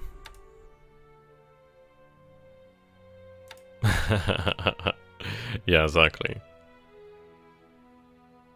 Well, the thing is, they actually can't reach Midway. Even his B-17s don't have the range to meet, well, to actually reach Midway, which is nice. You're welcome there, Justin. Okay, so we have our submarines obviously here. Now, I'm looking forward to a 2nd division actually arriving here in the Philippines. I mean, this one is actually really heavily escorted, but the 4th division will arrive, which is going to mean an additional... Let's take a look. Yep, an additional 15,000 men. Of course, we do have the 33rd division over here, which is, yeah, over 10,000 men. Obviously, we have armor that is going to be unloaded as well, the 7th Tank Regiment, the 2nd Tank Regiment. We did land some additional SNLF over here, so the SLN, yep, the SLF Koi. First Sasibu. We also do have 2 Air Force Engineer units. The Cannon Detachment is actually moving over here to link up with the Tanaka Detachment, as well as the Artillery. So that's going to be great. We should be able to actually reorganize the Mayura Detachment and the Kimura Detachment as well into another infantry regiment. I think we have forces over here to actually build up another division, but this is going to be awesome. Do you have a researchable strategic bomber coming soon? We do have some decent bombers coming in the next couple of months. I think our first plane, well, our first new plane development is going to come in the form of the Ka-44 Tojo. How goes the war for Singapore? Interesting. I mean, this is where we're going to be focused on now, actually. Could put 1 unit on Midway. See, I'd consider it, but I really lack the aircraft for this theatre. I mean, this theatre down here, Fiji is going to be the main focus. If he goes for Midway, he's wasting his time, frankly. I'd like to probably have a base force, maybe at Canton, definitely at Suva. Definitely down that way. The other one, it really is a little bit up in the air as to where to move it. But they are great, great units to have. Okay, actually, we'll finish off the Philippines first. Okay, let's take a look at the range. So what I want you to do then is run long-range combat air patrol. Okay, escort. I'll have the entire squadron out there. It's definitely overkill. But I do want to make sure we are covering Task Force 42. Now you are 5 hexes away. Yeah, that's fantastic. We'll do the same over here. You're currently training, actually. Oh, these pilots are actually rather poor, aren't they? Okay, we'll continue to train then for the time being.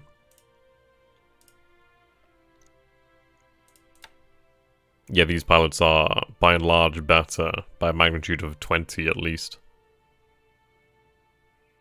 Still not amazing, but definitely better. So we'll have 36k, 27Bs, actually cover the force as well from the air. And we do have these forces that are heading over here to Takao. Obviously that's going to help form up, I think it was the 1st or 2nd Formosan Regiment. Right, we obviously do have American forces here, so we'll go with a deliberate attack. Ideally drive them off and then drive onto Manila. Okay, we're still unloading over here, the 22nd. Okay. Now I do have 3 destroyers over here I could have moved down to this area. I think I do have warships over here, yes we do. Sendai and Isuzu. Okay. What I'm going to do then is actually have you head down here, potentially towards Takao. Yeah, I'd say towards Takao. The reason being, obviously, they can rearm there. There's significantly more naval support there as well, which is always handy. We have our Brunei invasion underway, well, our Borneo invasion underway. So we have the escort carriers Hosho, Taiyo. Yeah. A few ships over here.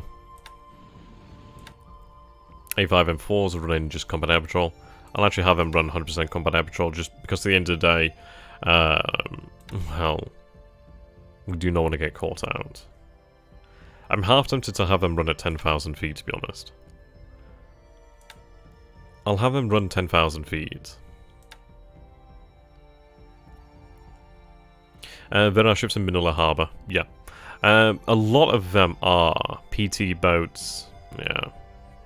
Now we do have our G3M2s and G4s I think actually set up over here on naval attack. So should anything move out here towards, let's say, Malaya, it's going to be destroyed.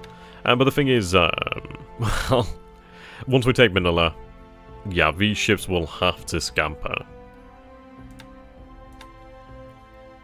Okay. Now we are running anti-submarine duties over here. I think the question is, how do we want to use our carriers? We still have very good range, but we are being hunted here by submarines. Now, it might be worthwhile to actually move out into deeper, well, towards open ocean. Let's see. That's out of his range. So that's within range of Singapore, within range of Johor Bahru. So what we'll do then is 9, 10, 11, 10. Okay, we'll move down here. And then we'll be able to cover the landings over here in Borneo. We'd still actually be able to use our A6M2 Zeros. They'd still have range there. So we'll head down there. I think it was about there. Actually, we'll make that patrol. So head about there. Yeah. Actually, need it a little bit further up. So 1 hex up. Okay. There we go. Linger there for a day. It'll take us about 2 days to reach it. Okay. What I need to do is actually escape these submarines first and foremost. Once we escape the submarines, then, I mean, ideally we'll have, yeah, we have a lot of our ASW forces actually here. The Maya did actually make it home safely. So Chokai and the rest are going to move out. You're merging with Task Force 155. There we go. You could move them towards the Philippines to catch them if they are trying to flee. Yep. We could do. The thing is, the line carriers over here of Baby Kita Butai don't actually have any bombers on board. Just all Zeros at the end of the day. These guys actually do have some bombers. They have some B5M1 Kates, And some B4Y1 genes. Basically, shite torpedo bombers. They actually do have pretty good range, I'm not gonna lie. Pretty good range. And they actually torpedo bombers or just bombers? Yeah, torpedo bombers. Not the best ones. Not the best, but yeah, fuck. If you get hit by a torpedo, that's gonna bloody hurt. Right, so we did seize a low star. Now, a low star needs more supply, but more supply will be made available. Our forces are now marching on Georgetown. So once Georgetown is secured, we'll then secure the base at Taiping. Once Taiping is secured, we'll have the armor. See, this is it. We'll have everything obviously marched down here. The armor will actually be able to make some fairly good speed. Not here, but here they'll make some good speed. The train's rough here. But yeah, ideally they make some decent speed. Yep, biplane torpedo bombers. Yeah, I know who that made happy. Japanese swordfish, definitely. Okay. All the torpedo bombers. Of course, we do have our forces over here to Kotobaru that are going to be railed towards a low star to then obviously catch up. The bombers still lack 3 pilots, do they? I'll double check that.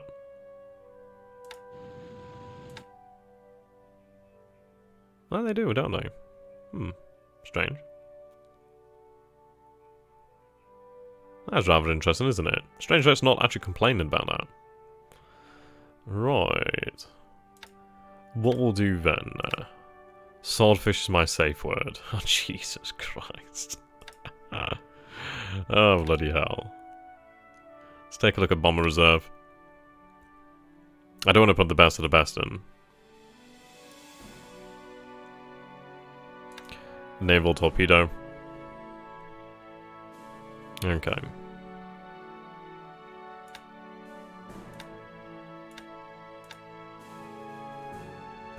It's going to take them a couple days to arrive, but that's fine.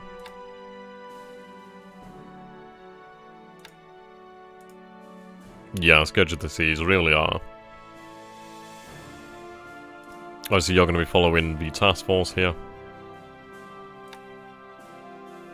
Okay. You could do with refueling. I do have Ntoro over here. She's actually carrying 8,000 units of fuel, so we'll actually refuel the force at some point soon. Now, are they actually loaded? They are. Ah, well, actually, what we're going to do then is we'll take this force over here, the Mercenary Express, or at least what remains of the Mercenary Express. We did lose one of the destroyers, sorry, one of the actual cruisers. You're going to meet Task Force 197 and follow them. 2 days you'll be there. So 2 days will then settle from Cam Bay and have those forces sent to the Philippines. Let's take a look. The 6th Tank Regiment. Where is it? There we go, 6th Tank. Right, so we do have these forces in Mukden. They haven't actually arrived yet. But we do have Task Force 197, yep, so I think this is it. That's what we're carrying at the moment. The 7th Tank Regiment is over here. Yeah, okay. Go back and check that.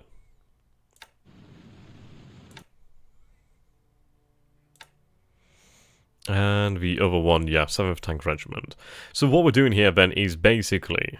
Where's the 10th? 10th? Ah, fuck, it's all the way over here. Ugh. I might have the 10th actually sent to Shanghai. That's something to bear in mind. But really, what we're trying to do here is actually form up the 2nd Tank Division.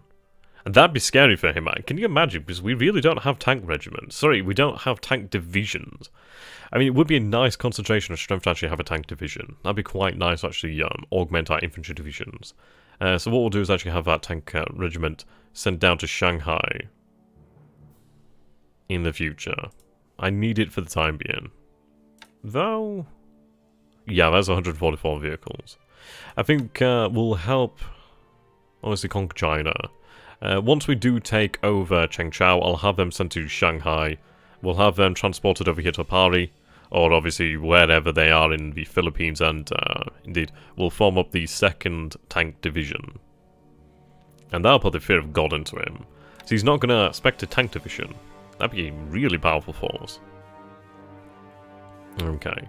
So currently our bombers are running principally ASW. What I might do here then is, let's see. We do see a heavy cruiser out here. Right, let's look at our actual planes. You're currently running escort then over the Kota Baru, cancel that. What I'm going to do then is, you do have a decent amount of fatigue, so what I'm going to do is run 20% of the squadron on rest, 30% of the squadron on combat air patrol, and then the remaining 50%, well actually we'll have the, yeah. The remaining 50% of the squadron is going to run actual escort.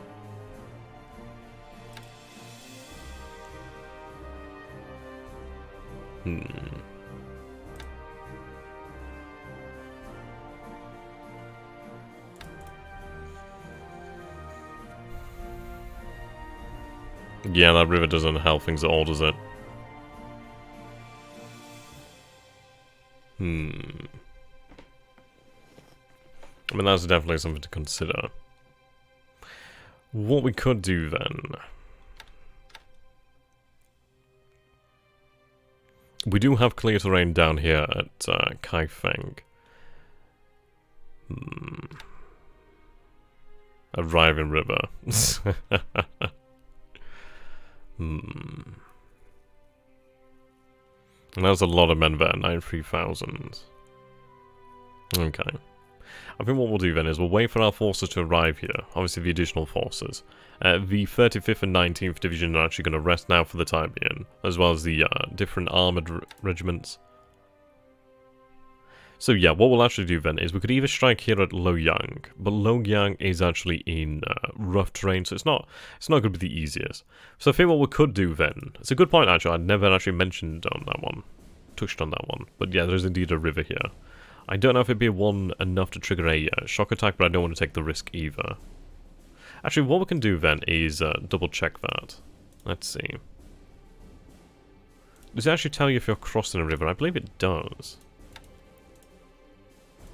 Right, if I take the 35th and have you moved here. Well, move.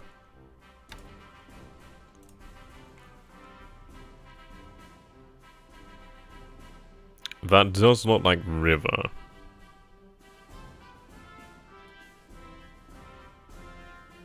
We are seeing something blue there. We'll double check that, so if we march to Kaifeng. We aren't seeing that, yeah. So good spot there. We do have to take the river into consideration then. So we'll march south then towards Kaifeng. We'll cross down here to the south.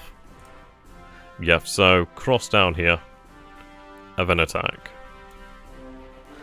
That's actually not going to take as long as you'd imagine. We do have clear terrain here.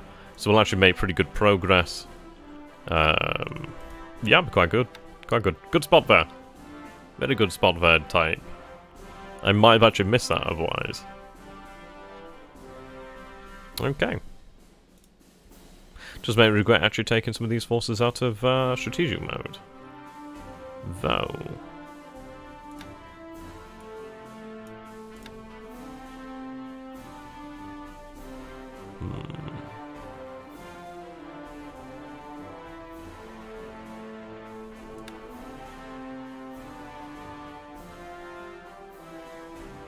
Yes. It's rough terrain here, but that's fine. It'd take longer to actually load them on rail lines and then move them to Kaifeng. So we'll have them march to Kaifeng. Okay. What I'm going to do here is just have our Ki-43 Oscars actually just run sweep. Oh, fantastic! Oh, fantastic. So the squadron's actually increasing in size. So we'll actually see 30 Ki-43 1Cs here. Then 42 in February 44, obviously some time away. But this is really good, yeah. So we'll actually see a very nice, strong squadron here. So what we're going to do then is actually sweep. Yeah, we'll sweep over here then at Chengchao. Or do we sweep? I think we'll sweep at Chengchao. What do you guys reckon? Do we sweep at Chengchao? We might suffer from the AA. I don't think we'd suffer from the AA. I do want to draw out his fighters. I don't know. Do we want to sweep there?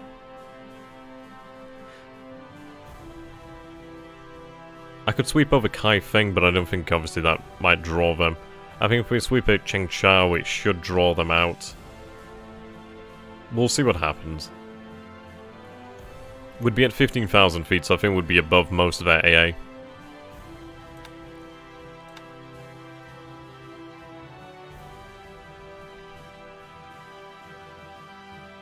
Yeah. That 46 maneuverability is amazing at 15,000 feet. We are facing H-81s, I believe they are, so basically the Chinese Lend-Leased P-40E Warhawk. So we should be able to make quick work of it. What I'm going to tell my bombers to do then over here. Yeah, we'll give it a shot. So we'll take our Ka-21Cs over here. 21-1Cs. What I'm going to do actually is use them differently. Oh, fantastic! We've actually arrived here. Oh, fantastic! I didn't even notice this. That's going to be amazing. Okay, what we're going to do then is... I could even use them against the war area headquarters. But I think what I'm going to do is actually use them over here. Actually bomb the enemy forces. Ah, too far. Okay. What we'll do then is... I'll bomb this war area headquarters over here just to finish it off, ideally.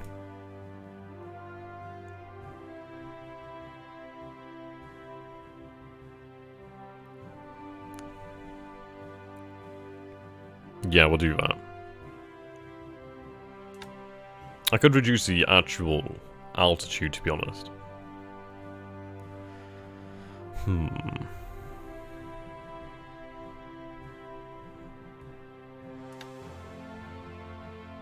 I could. But, I don't know. We'll consider that one. For now, I'll leave it at 10,000 feet. Okay, we'll sweep here. Now, these knights... Actually pretty good. What I could do then is actually run combat air patrol. Escort. Using drop tanks, you'd have 8 range. Wouldn't a HQ have AA? Possibly. Which is why I'm really thinking about 10,000 feet, just to make sure we're out of range of most of the AA. I could go lower, but I think 10,000 feet is respectable. Right, so we'll run combat air patrol then. Just have the entire squadron out on combat air patrol. So then, should we actually see battle here, we might even have the Ka-27s join in just to help deal some blows. Also, if we take a look, Kaifeng is 6 hexes out, so they could actually... Well, actually, then again, it does make me wonder. I could have them actually escort. We'll have them escort, actually. Yeah, we'll have them escort. So, escort... Okay. Then they may actually escort these bombers in, which would be nice. I don't know. It depends, really. They might be able to meet them somewhere around here and then actually well, escort. We'll see. We'll see. Though, I could even move them over here. He's running his bombers here. I think we'll move them over there.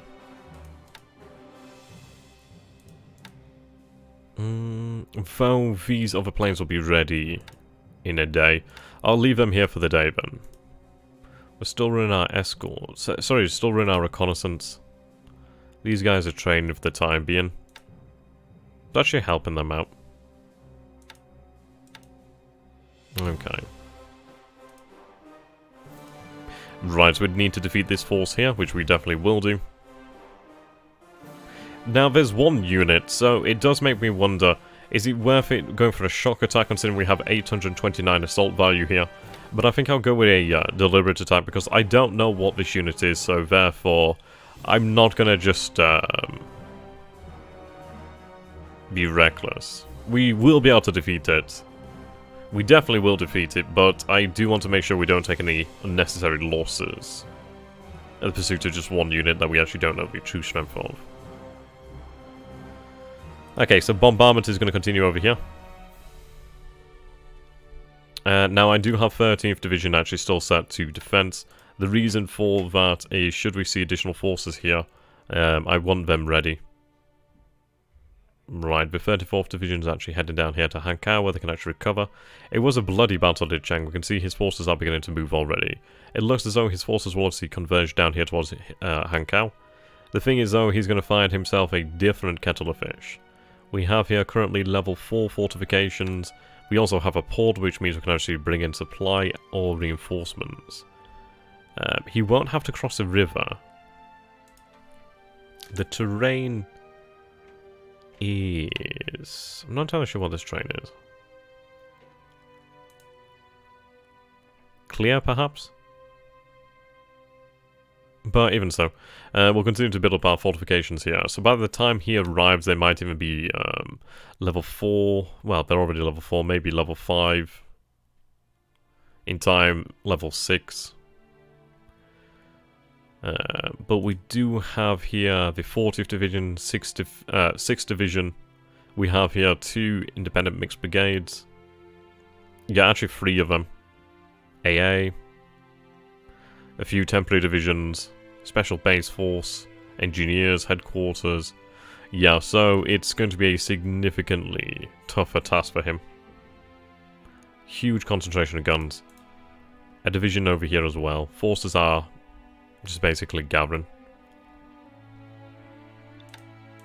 I may take this base force over here, as well as the SNLF, and actually move them north up to Hankow as well. They could be handy.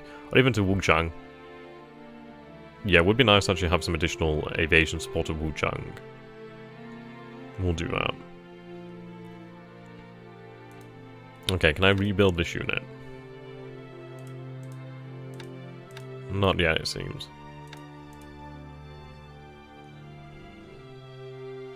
But yeah, this is fantastic. I don't know, what do you guys think? We could run a shock attack over here. These were the forces evicted from Huainan. And you look at this now, we do have... Ah, right, the 110th Division has made it, as well as the 8th Independent Heavy Artillery Brigade, well, Battalion. So we have here then 4 300mm howitzers, as well as 2 13.2mm AA machine guns. Yeah, these are some big fucking guns. Big old guns. But that's going to be 3 divisions. Yeah, so basically what we're going to do is have 3 divisions and their artillery march up towards Xinjiang. So, he does have still 100,000 troops there. But basically how the movements in China are going to go is we'll see battle here. What I'll do is I'll use X for battle. So we'll see a battle here. And bombardment will continue here. We'll see battle join here. This area is now actually clear. We can see he's moving reinforcements. How's that we? So our forces are actually going to gather, march to Kaifeng, march around, and then double back on Chengchao. This unit here is going to march, destroy this one of the rail lines. Eventually we'll destroy this one of the rail lines. This unit's marching towards Suchao. This unit should then be destroyed from the air. We have a division marching towards Kukong. Forces marching towards Wuchao. We do have a detachment of the 38th Division, was it? We did potentially see Chinese units over here, so which is why I'm keeping them here. Just in case they actually cross the river, they'll have to shock attack. We do see forces over here, but they're being hit by bombers, so Fuchao is saved. Okay. Yeah, we are moving down here as well.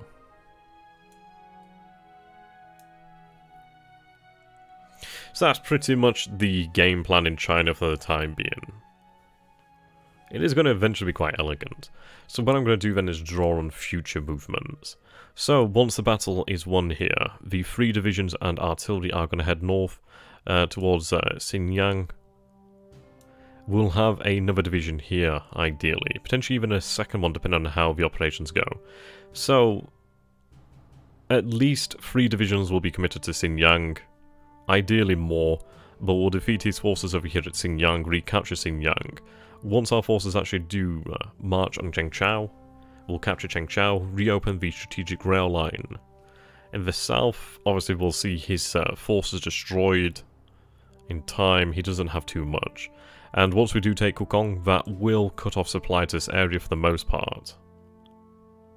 He'll still probably draw supply here, but eventually it will be cut. Actually, then again, I think this is his supply lifeline, considering this base is one that supplies these. I don't know if he'd be able to supply the other bases. Not entirely sure how it works with the ranges. I don't know whether they can draw supply from bases that are near enemy bases, but we'll see. That's something I'd have to look up in the future. But those would be the future movements as well in China. Okay. Now, could I get away with a shock attack? That is the question. Check the road rail. Yeah. Let's have a look. Right. So, assuming we take this base in the future, cut that there, cut that there. We already own this. We own these. Yeah, so, actually this is it, isn't it, really? Oh, yes, actually. Yeah. So once we take Kukong, all we'd have to do is just sever these lines and then just... this area is basically dead. What about northern China? When it comes to northern China, it's basically Chengchao.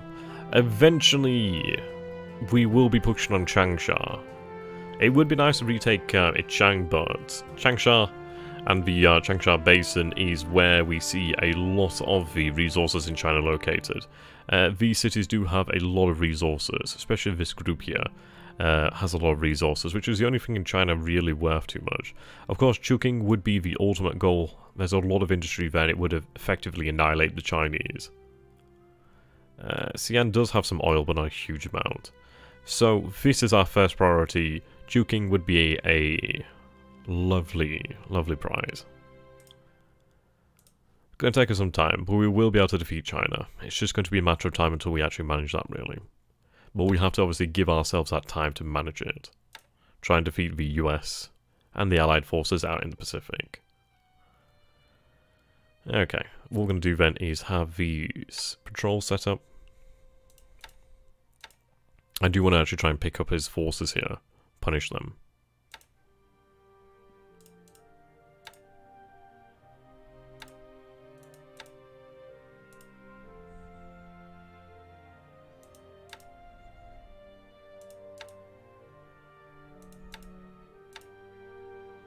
Okay.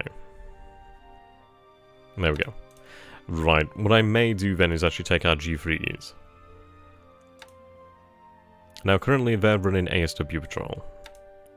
I could keep that up, but what I think I may do is actually have one squadron patrol down here. Naval attack. He does have a heavy cruiser, which, if I'm remembering correctly, was it the Edinburgh? The Gloucester? I can't remember what it's bloody called now. I know it's a British heavy cruiser. He may try to actually evacuate Prince of Wales and repulse should they be in Singapore. But I'd probably be better off just covering this area with at least one squadron. So what I'll do then is take the Genzan squadron. So 20% search. We'll run 8,000 feet. Torpedoes.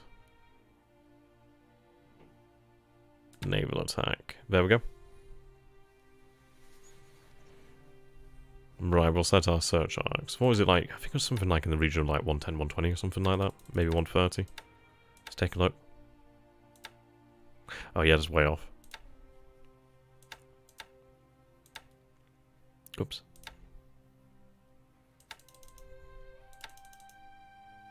Oh no, it wants to be further around, doesn't it? Right, a little bit less. Right, roughly like that. What I'll do is move that 10 degrees further. So, yeah, like that. We'll cover this area. Now, we will have a carriers move down here. So, let's take a look. These guys, 30% combat air patrol. Actually, what I'll do then is have 20% of them on rest. The rest of them can be on escort. These guys over here. Right, currently you're running 8% combat air patrol. What I'll do is actually decrease that down. We'll have 30, 20. We'll actually just run 30% combat air patrol. Should have made that about 50. About 50-50. Nah, about 40%. 10% rest.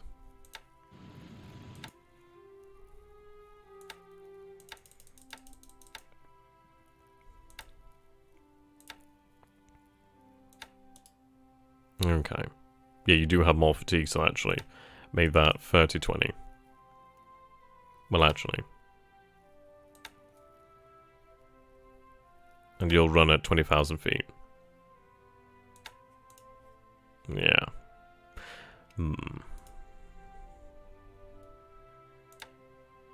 Though that would mean that some of them could potentially go out on escort. So what I'll do then is actually make this 60-40. I'd ideally... I should make that 70-30 for the squadron. I just want them to actually look after the carriers. We'll have a full squadron of over 40 zeros on escort duties alone. And the rest can obviously look after the carrier and then just obviously rest. That should be the best thing. Okay, you've arrived. So have you disband here? It seems you've been rearmed. Fantastic. Right, we'll set up your patrol pattern.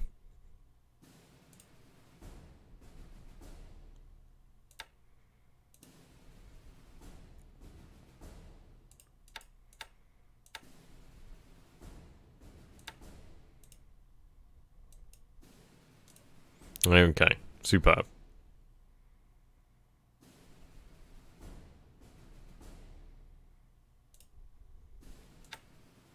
A672s are running combat air patrol over Kota-Baru. What I'm going to do is actually increase that rest to 30%.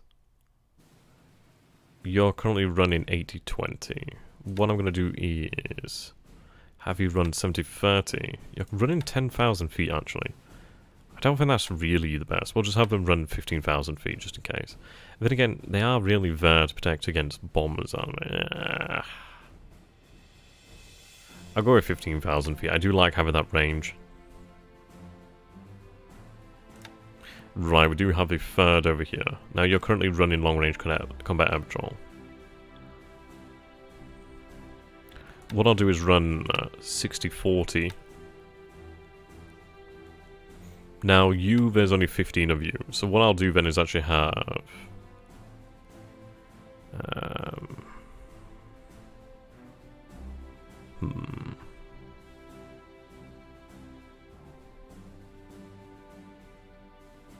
I'll run combat air patrol. About 60-40.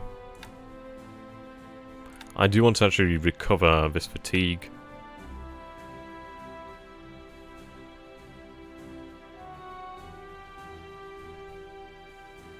Have you run long range combat air patrol over Kota-Baru at 80-20.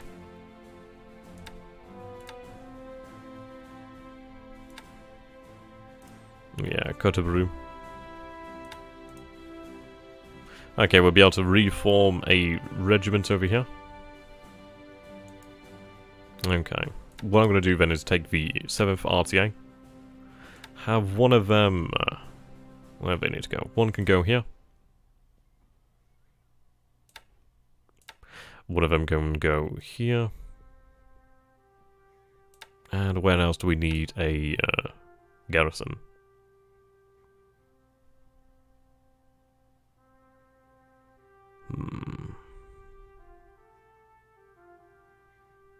I suppose it was Bangkok, wasn't it? Yeah, we'll keep one of them in Bangkok. Do any aces exist? We don't currently have any aces as of yet. We are pretty close. We list our top pilots. Yeah, we do have 3 pilots with 4 kills each, and then a few with 3, a bunch with 2, a few with 1.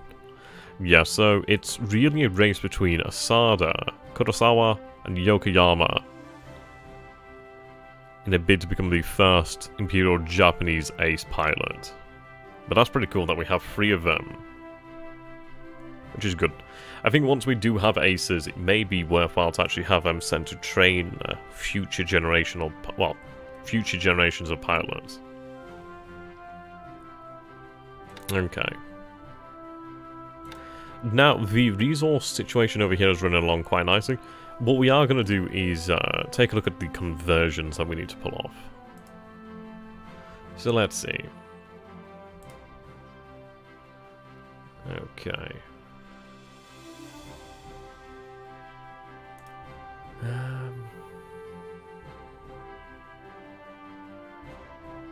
I'm just reading a message here from Lupus.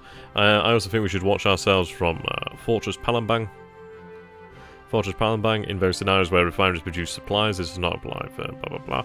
Palembang is an excellent location for an extended, in optimal circumstances, nearly impenetrable allied base. Palembang has oil source and refineries. If refineries produce supplies, the location can spot an immense amount of troops without any supply flow from the outside. The only option for a Japanese player who has been caught off guard by a Fortress Palembang is to destroy the very infrastructure. Oof. That's rough.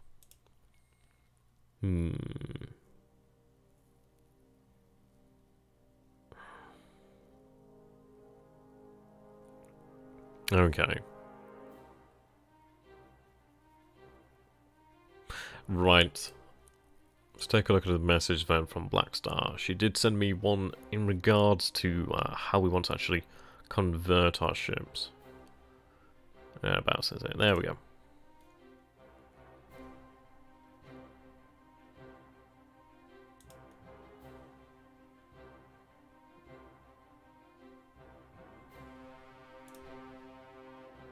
Right to Mammoth. Okay. So basically this is what we want to follow here. So you send lemurs, you send N's, A's, Kyushus, yeah. Definitely gonna come in handy. Whoops. I didn't even know I could do that.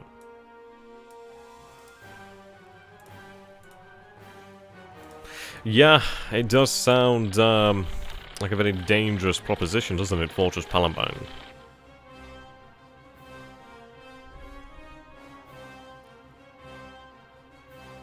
There's a lot of infrastructure. I don't know, really. The thing that makes me wonder is how many troops could actually move here. I suppose he does have time. He could try it. It'd be a arsey move, but at the end of the day, even if he does decide to set up a Fortress Palembang, it would also deny me a lot of oil and refineries. But the thing is, we could choose to just not attack it. Basically, bomb the airfields into irrelevancy. Should he choose to actually stray from there, then we'd be able to defeat him. Right. But what we'll have to do then is obviously consider then the future. Of course, we do need to take Singapore first. What we'll do is obviously run reconnaissance when we do get the chance to do so. Indeed. Okay, so let's take a look at our conversions first and foremost. So, let's see. I want more patrol boats first.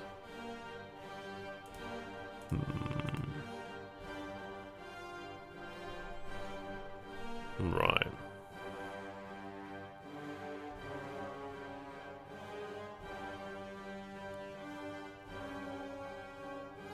Okay, so we need to convert our Hushimis. Well, Hushimis. What do we have here? Tohos. What can we do with Tohos?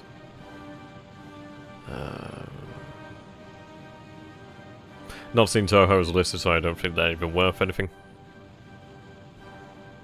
Right.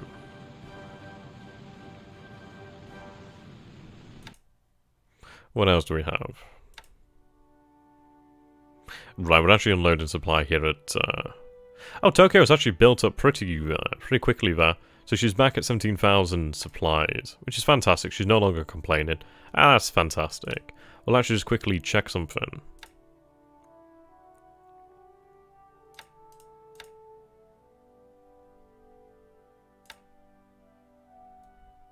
How about Gifu? Well.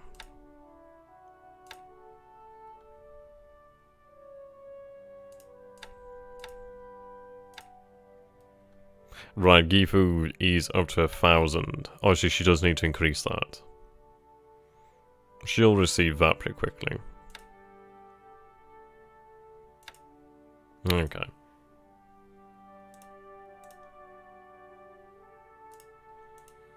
Right. Do we have a repair shipyard here? Oh, we do, 25, fantastic. We'll convert them over here then, I think. It's 12 tons of supply here, then we'll obviously expand it. Tohos. I'm looking for Kiso E's at the moment. Right, Lima. What can I do with Lima? 6 will convert to AKV, 7 will convert to AKE, leaving 33.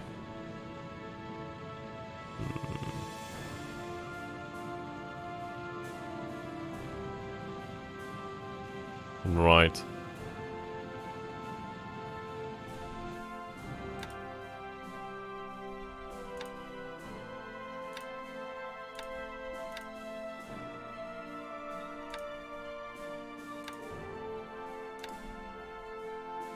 Tosus.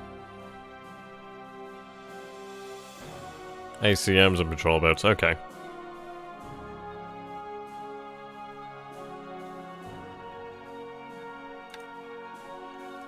Oh, we have plenty of these bad boys. Oh, aye.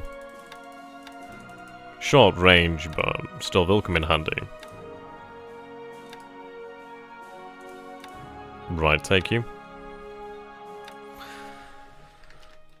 Tosu. Conversions.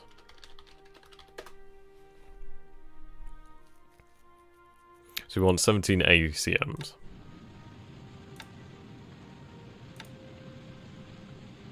So I think we may have to, right, dock you. Ah, it's not currently available. Okay.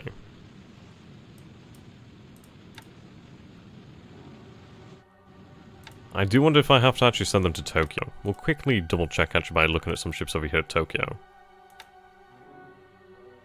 In which case I'll just send them all to Tokyo.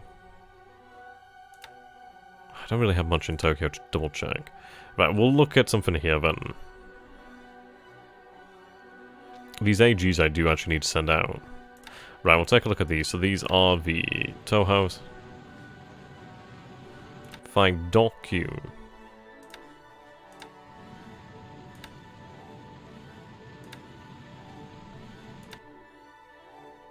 Right, form a new task force.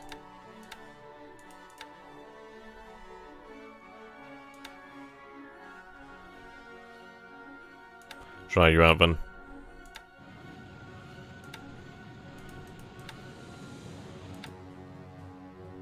I'm just double checking really whether they have to be docked. Right, they may have to be just.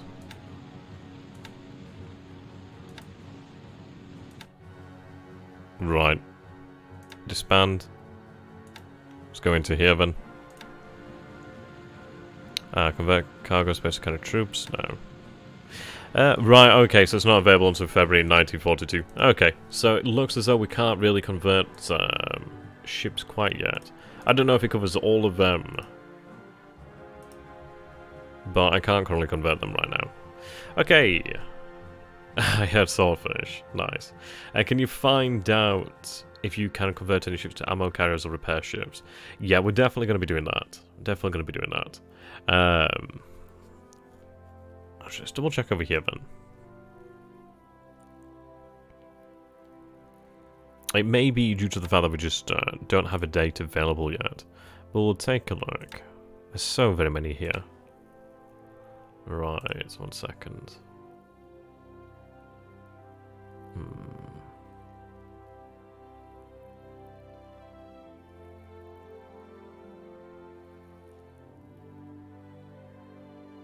Oh, Toho's.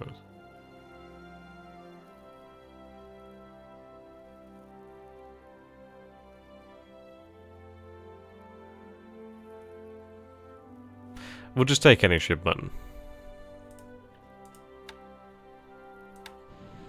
Oh, now some of them can be converted, okay.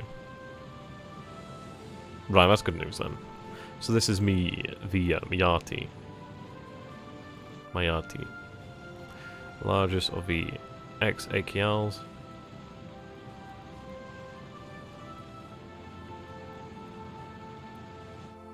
Right, so they're actually pretty decent ships.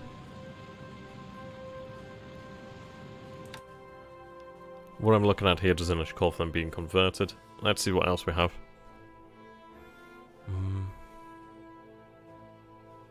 I'll sort by actual speed. Right. And you.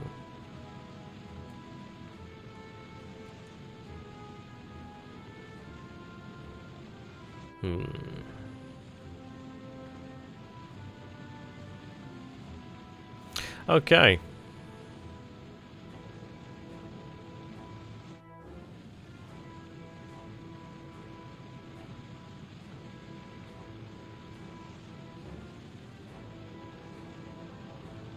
Right, so these bad boys actually do need to be converted into patrol boats. What's an ACP? 1 second. Was it here?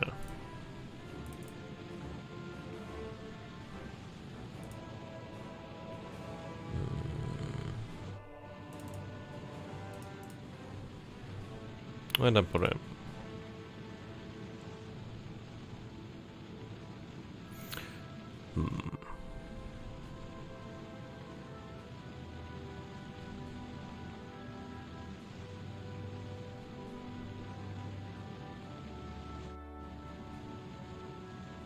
I actually forgot when I had it.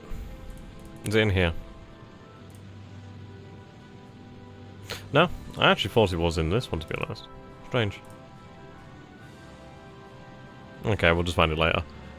Genuinely thought it was in here. Yeah, I did have like a copy of Ship Times. I can't remember what it bloody is. Alright, what I'll do then is I'll just take a look in the actual manual. Find out from there. Hold on 2 ticks. So we get out with that one. Where is it?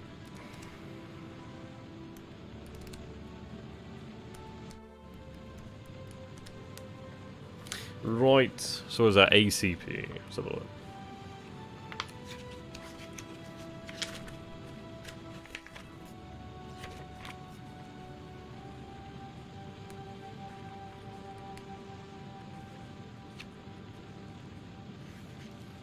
Hold on 2 ticks, guys.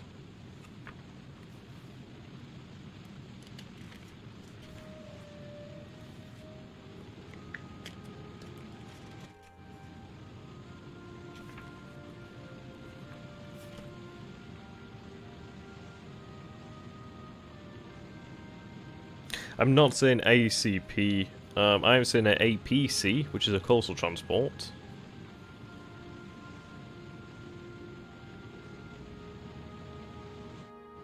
It could also be, I don't know, it could be like a coastal mine tender, mine layer, minesweeper, something like that. Right, so what we'll do is we'll start converting these bad boys to patrol boats. Yeah. Boom. So she'll take some time to actually obviously repair. Yeah, she's 21 days. Lovely. Now, question is, so I have these bad boys. Can I actually put them into a task force and convert them? I'm just going to double check that.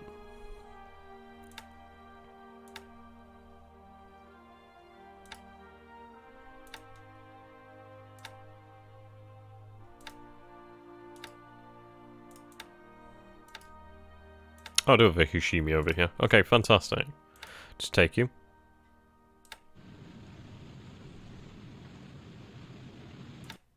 Let's double check. So, dock.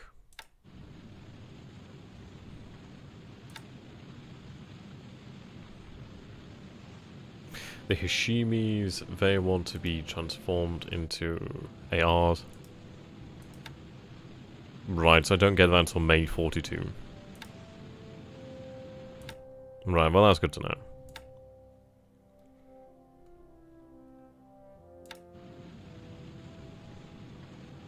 Okay.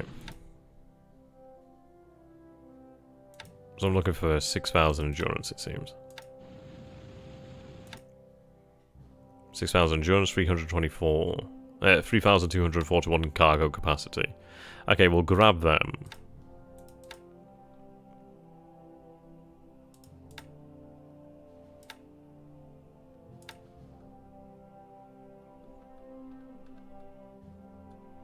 Are they going to show up as the 3,001 here? Yeah, there they are. Okay, we'll grab them. Good few of them. These will all be converted into patrol boats. Which would be really good. Will obviously give us plenty more to actually send into the convoy system. Which would actually free up a number of destroyers, which would be lovely. There we go. So that's 31 of them. Can I convert them? Can't convert while at sea, it seems. Can I dock? That's a bloody big task force to dock, isn't it? Ah, so they're technically at sea. Okay, so we're going to have to just bloody do it in port. It's a bit annoying considering we have so many ships here. But that's fine, we'll just have to go down the list then.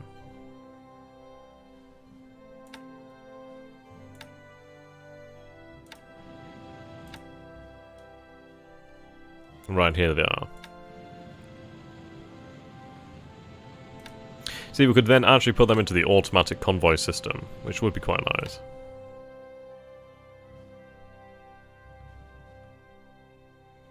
Right. Actually, let's take a look. Yeah, we'll do it like that then.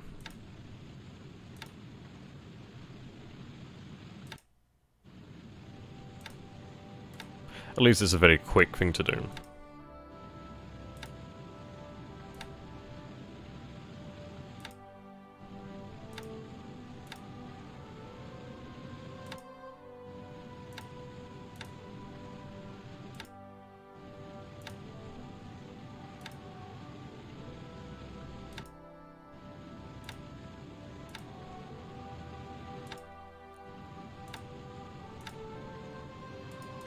They're not fantastic, but this is going to mean something in the region of, what, 39 to 40, give or take, additional patrol boats.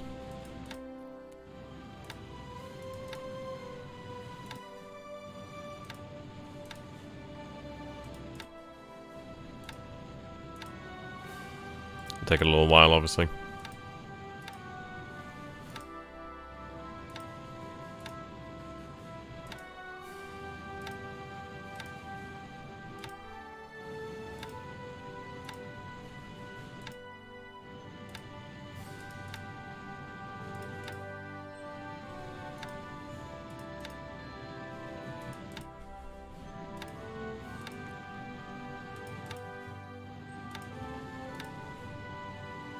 There we go.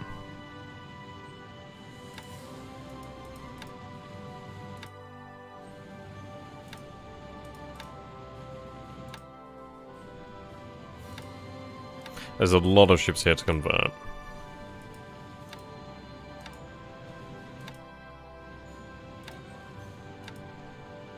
But these would be really, really handy. I could then send them out in groups of threes, basically trios. Have them mostly patrol the waters, or... I mean, they're not amazing ships. They'll probably die. Right, the Standard Sea. So, eventually I do want you to convert into a tanker. That's going to take some time. We'll keep going until we actually find something. So we have an Ikasi. Let's see what we can do with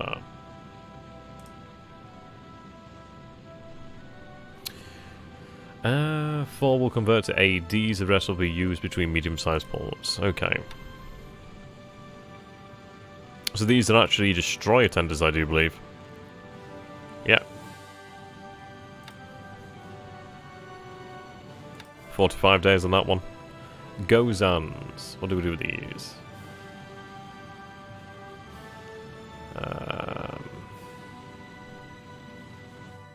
Okay, actually,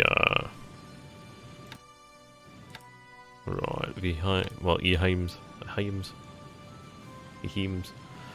11 will convert to AGs. Okay, sweet. So this is just like auxiliaries.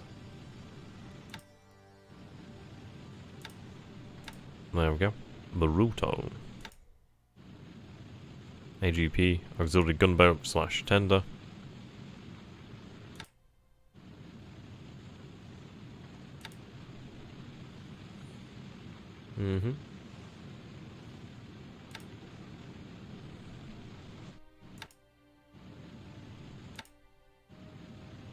Cassie.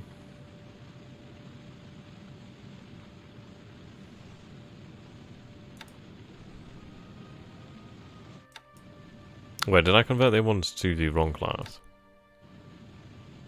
Yeah, I think I did, didn't I? Destroyer tender. Yeah, I did actually. So you want to be a destroyer tender? Oh no, right, never mind.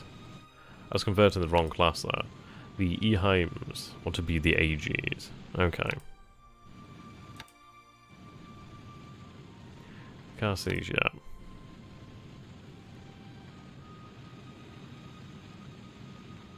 Yeah, 4 of them convert to ADs, so destroyer tenders. Just 2 more on them.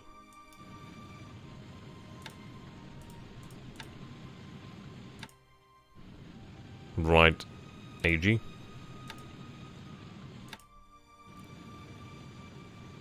Aidens. What do you want to do with these bad boys? Right.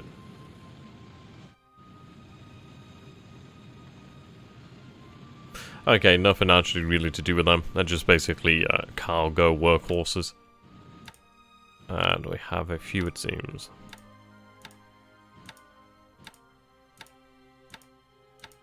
Oh yeah, that's a lot of them. Right, Tohos. What can we do with the Godzilla crater? Actually nothing.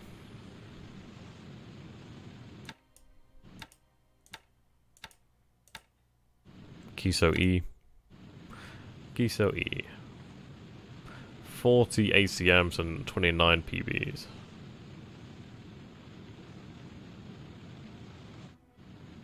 Right. Let's have a look. So ACM is a auxiliary mine layer tender. Okay. You're actually pretty good patrol boat. So I'll have you control to, well, convert to patrol boat.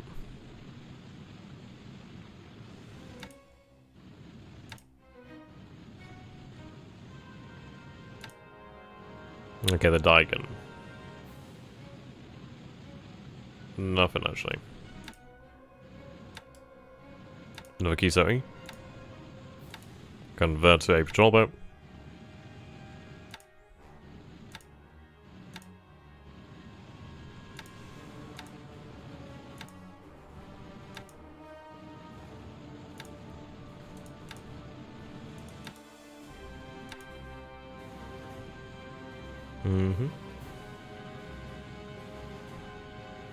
Yati.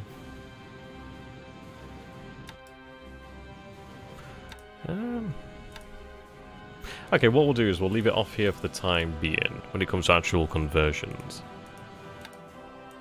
Yeah, plan's going really well.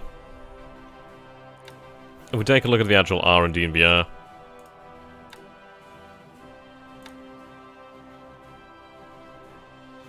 We've not seen any progress as of yet, but that's due to the fact that we need to increase the amount of supplies across the board. But, well, actually, no, I think you have to get to a certain... I can't remember what the number is. I think you have to get to a certain amount of actual facilities repaired. And then you'll actually start to see the R&D complete. Can't remember what the actual number is. It's getting up there. Okay. Now, something I do want to take a quick look at is, for example, if we take a look at our resources, industry. If we go down here to oil resources, and take a look at Japan. Now, this is something I'm really genuinely happy about. As you can see here, for the last 4 turns, we've had an actual growing surplus of resources, which is really nice. I mean, actually quite a large amount there. We are also seeing supplies increasing, which is very, very good news. Now, what we need to do is turn about the situation with fuel and oil, though of course that one is going to take us a little bit longer, as we obviously do need to get that oil and fuel coming into Japan. But a couple more turns, ideally if we keep the surplus growing, we'll actually be able to exceed the turn 1 levels that we had. Which would be lovely. Very, very nice. Now, it looks as though I currently have 171,000 tons of resources on the shipping here at the moment, it seems. Well, at least 171,000 tons on shipping.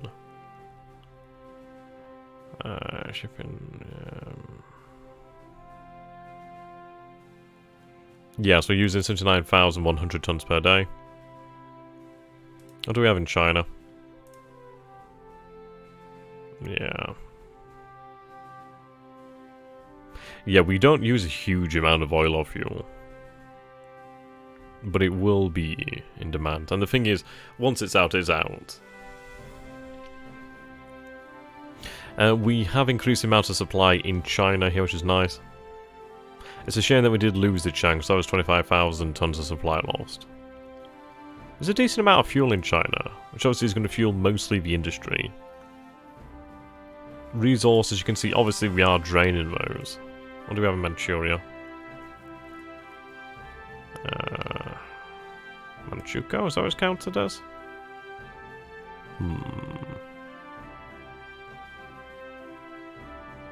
Let's take a look at resources produced. That's probably the best way to look at it. So Japan, Hokkaido, Manchukuo. I guess it's classed as Manchukuo. Yeah, you can see the amount of resources here is drastically higher. Okay. Cool. Luzon. Yeah, there's not a huge amount in the Philippines. At least not in Luzon. Seems we have some. I love the fact it's counting the Phoenix Islands. Yeah, that's great. I like that we can actually check this information, though. It does come in handy. Thailand. Yeah. There is oil, though.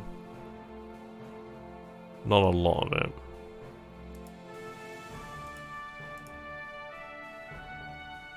Yeah, we've been eating that oil up.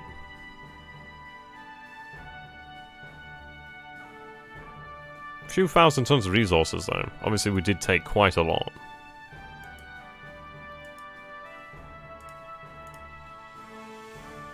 Since we actually have a, yeah, there's a lot of resources in Sakhalin. Plenty of oil as well, which is nice.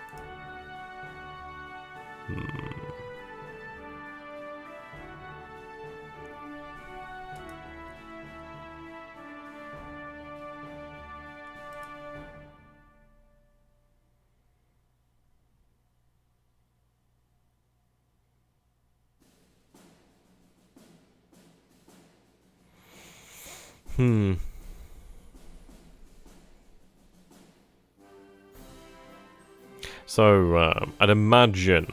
Let's have a look at charts.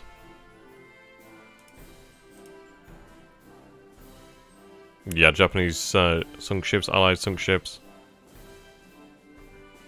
So we have, I mean, this would have been around Mersing. Yeah. Yeah, this is where obviously the Allies is gonna... I suppose that would have been Haruna.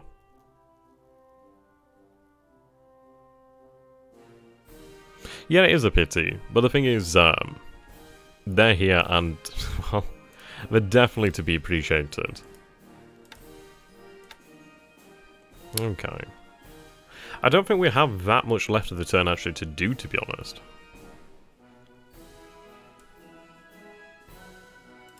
I may take these tankers actually have them sent to Japan. They're actually holding on to fuel here. The thing is, we're not producing enough oil, to fill them up. It's going to take days and days. It may be worthwhile for the time being just to get them sent over while we have the opportunity to do so. I mean, they're carrying what? 6,310 tons of oil? It's not bad. We'll hold off until we have some actual escorts.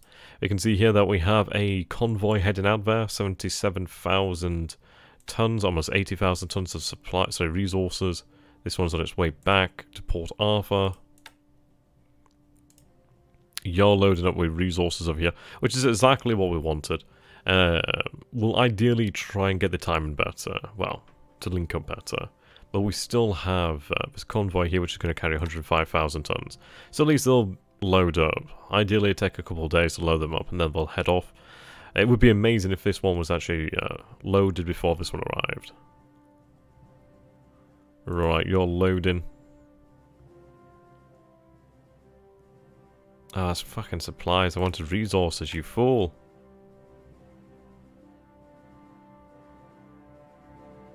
Ah, it's bloody stupidity. Alright, resources. I'd imagine they'll have to unload to then load back up.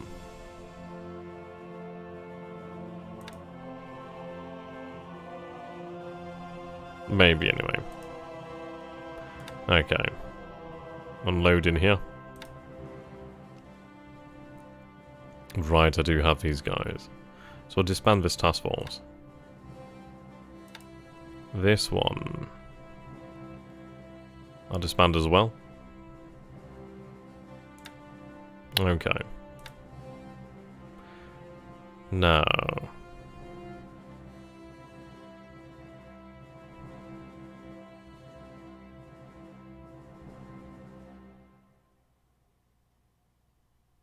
where the hell does they come from?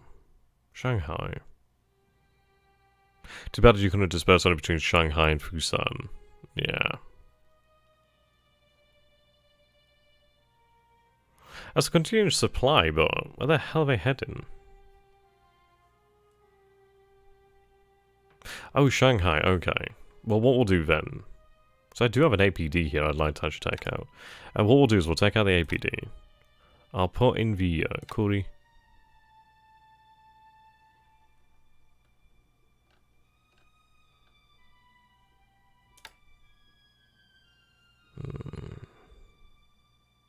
In fact, yeah, just put you back in there. Additional escort, then why not?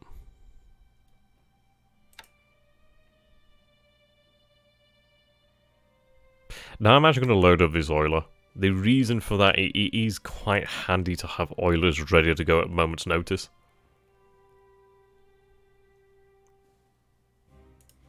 Okay, you've made it over here. Yeah, I'm actually using the Heart of Iron 2, well, the Darkest Hour and Heart of Iron 3 soundtrack. The reason for that is it's actually not copyrighted, which is fantastic. Oh dear. Possibly so. I think it's one of these things. I think they're really affordable when they put sales on. I mean, if they put a sale on every year, that's fine by me.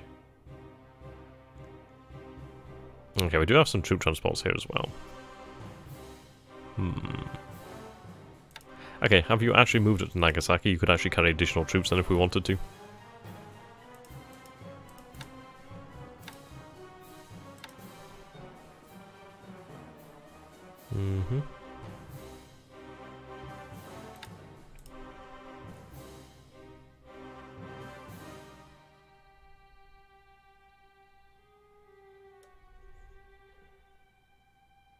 Right, the oilers are actually heading to Tokyo. Fantastic.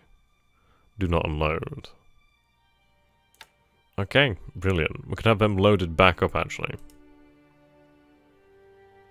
Ah, the seaplane carriers. Lovely. Right, they're definitely going to come in handy.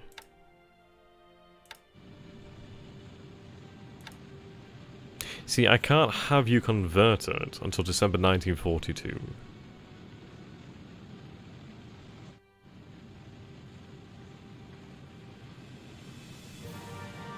Yeah, I've got a physical copy as well, but that was because I was cheeky to bloody email and ask them for that, and they actually bloody gave it me. I like being cheeky like that. Okay. I'm looking forward to we can actually convert these seaplane carriers into additional flat tops. I mean, granted, they're only light carriers, and they only carry about 30 aircraft, but that's still fantastic.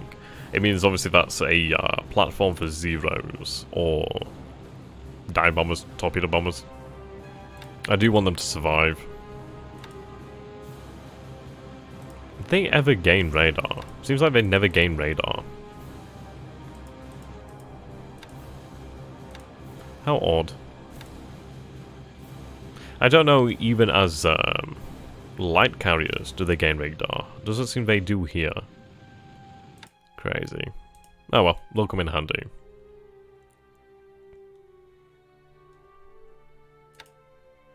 I think I'm keeping one of them over here in Japan just to make sure we do have it available to be converted into a light carrier in the future. I think that's probably for the best.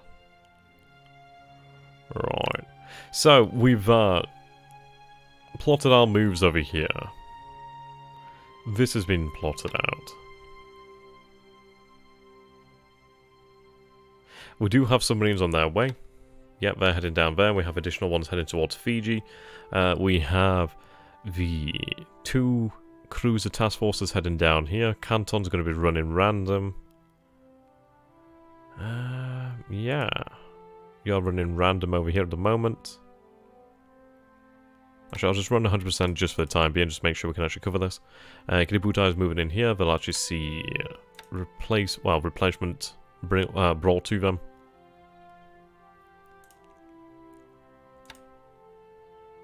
Okay, you're loading supply. You're heading out. These bloody midget submarines, love them. Ondo is loading fuel, but you're heading out to meet Kiributai. Right, let's do a full refuel if you can.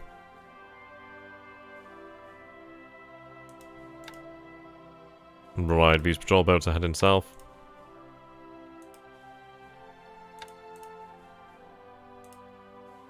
You need fuel. I'll see you later then, mate. Have a good one. Tohomaru. Yep, stay here. You'd actually docked. Which is actually quite respectable they can dock here. Fair enough, fair enough.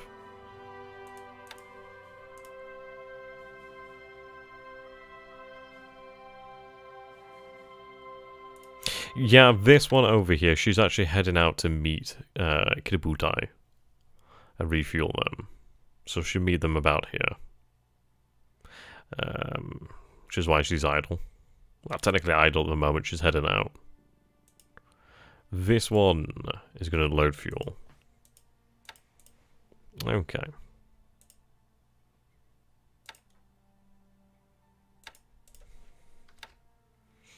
So these guys are running random as well. Fair enough. I could have you actually replenish over here at Tarawa. Oh, just over there. Yeah, we'll have you replenish over that way. It'll be a shorter turnaround. We do have a submarine auxiliary. Well, actually, I can have you actually replenish at Tarawa. Yeah, we'll have you replenish at Tarawa, potentially. Though... yeah, just head towards Tarawa. We'll see how things go from there. So return to Tarawa.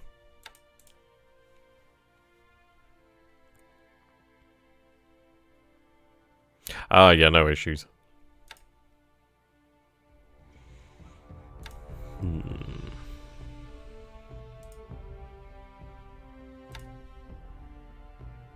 You're running a really large arc. I really want to concentrate on this area here, to be honest.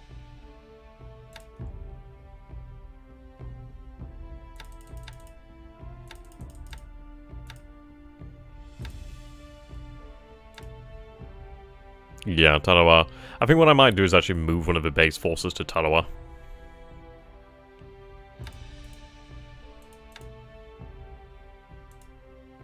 Yeah, 4 guys. Okay, that'll do. Cover that area. Right. I do have additional engineers, so I think that might be a good idea. Yeah, I do have these actual Air Force engineer units. Need to move them. What do we actually have here? We just have some A5 M4s.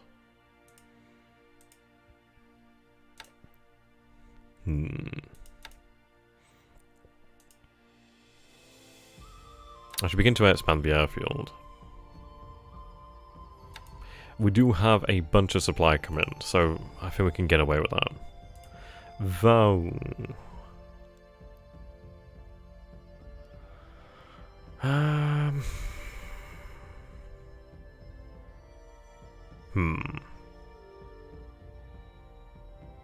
There's no engineers here, so never mind. We'll do that later after we build up the amount of supply.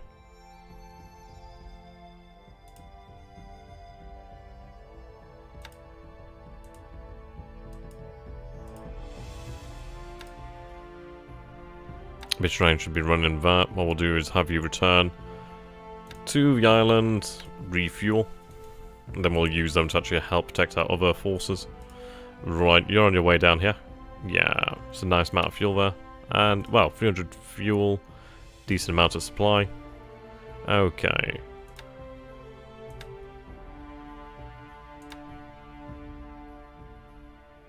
So, show ships under repair. Yeah, so we have Urakazi. She stood down. Obviously only PSI repair, but the destroyer tender will help her. I'm half tempted to actually take Isokazi. She could be sent away, but I reckon she'll probably repair better over here. Especially as we do have an AR. Right, let's see, do I have any transports I could spare?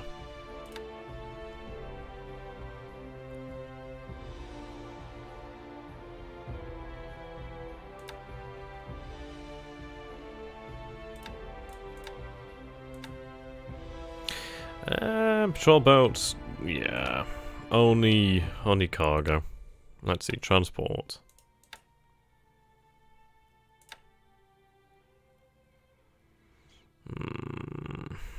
No troop capacity.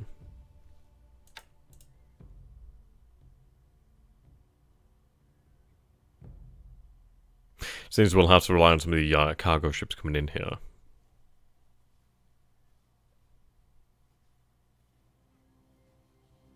Yes, that'd be right. Well, what we'll do then is we'll wait for our actual cargo ships to arrive. And then we'll use them actually to transport some of these engineering units then. That sounds about right to me.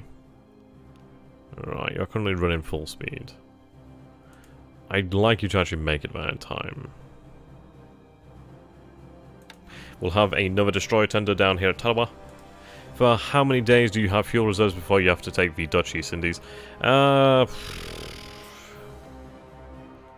mean, we can try and work that one out.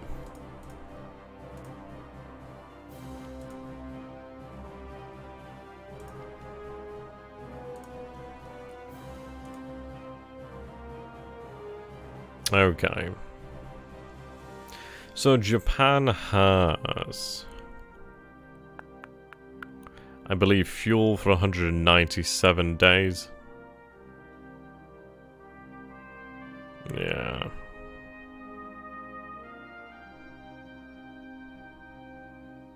From what's in Japan right now, obviously that's not taken into consideration what's going to be made in that time. But in 197 days, things will be significantly different. The Malaya campaign is it's going as well as it could be, really. It would have been going faster had we taken Mersing, but, well, things didn't work out that way. Headed towards Georgetown.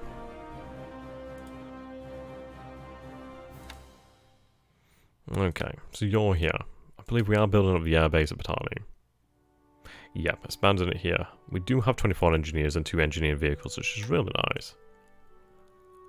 How many engineers and vehicles do we have at Hankow? Let's take a look. Yeah, 168 in 8 vehicles. Significantly more, which is really, really handy. Kaifeng's having fortifications built up. Okay. I do need a garrison here. Well, I almost forgot to do this. Right, set all to follow. 110th will have to unpack, but they're going to head north. The artillery will follow. So set all to follow. Begin to plan for Xinjiang. There we go. We'll launch a deliberate attack here. Begin to plan for Xinjiang.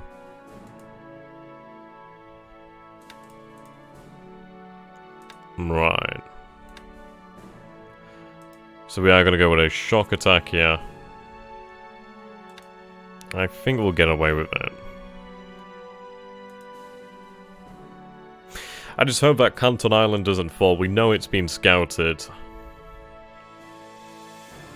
If we take a look. It is 22 hexes from Palmyra. So even if he was to base B-17s there, he would be really pushing it. He might be able to make it if he had the extended range, but I think for the most part, well, he might not be able to. I don't know if he'd be able to use the extended range from Palmyra. He might be able to, but it's just at the edge of their range. It's a shame. If it was 1 hex further, it'd be perfect. Okay. Lovely. We'll have these A5M4s actually transfer over here to the Marshall Islands. So in reality, let's take into consideration then we're currently producing 2 zeros per day. I think we have what, 6 in the pool at the moment. So 2 times, well, we're going to be here till the 30th at least. So 2 times 8, so we could have an additional 16. Well, yeah, additional 16 plus the 6 we already have.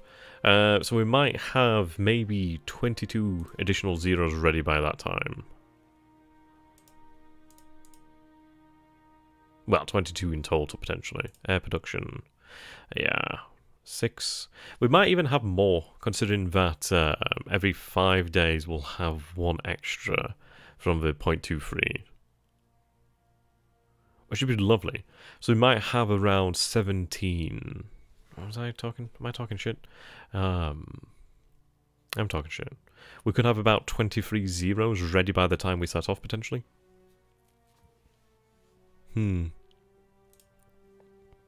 Almost 2 Ki-43 1Cs per day as well. That number will increase pretty shortly, which is fantastic.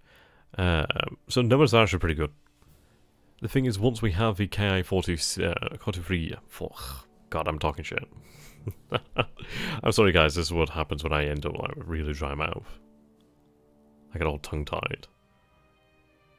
That's my excuse anyway, I end up tongue-tied all the way. But anyhow. Couple days we'll have 2 zeros.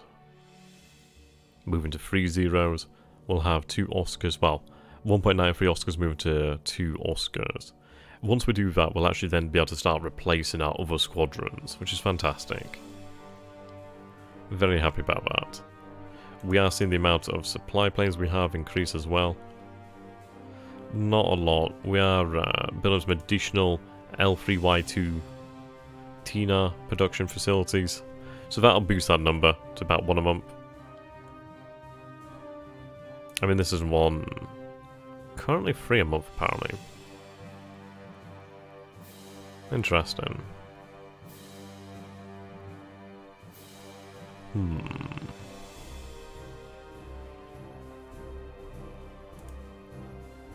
So I think this is our total loss. Yeah. It's a shame as well because of the initial losses on turn, well, 1, basically turn 1, when we lost all those zeros at Pearl Harbor. It has made our average awful. If it wasn't for those losses there, the average would be significantly better.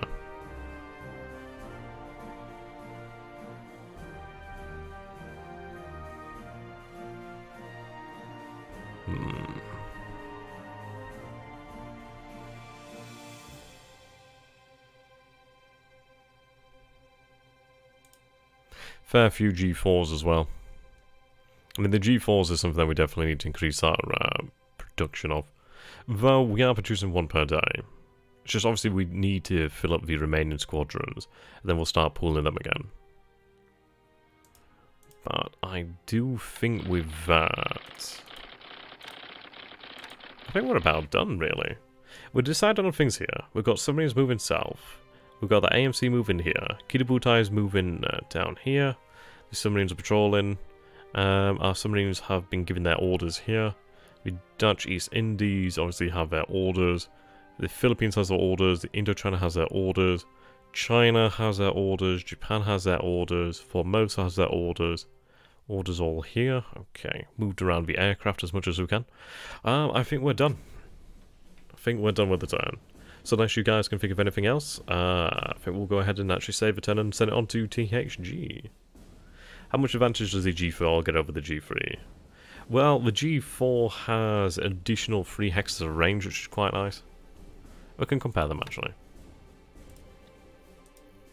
Aircraft comparison.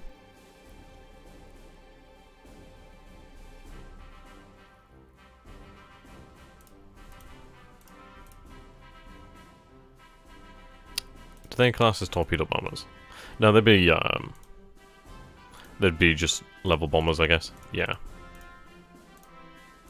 Okay, G3M2 now. The G4M1 Betty. Right. So they do have the same capacity. The G4 is slightly more durable, slightly more maneuverable, slightly higher climb, though lower altitude. Her range is better. Yeah. Speed's better. Armament is much the same. Yeah, much the same. She does use the Mitsubishi HA32. So I think she's probably, what, 36 heavy industry? So they cost about the same to make, it's just obviously the G4 is the superior model. Yeah, it's just a superior model all the way around. Service ratings 2, yeah. Okay.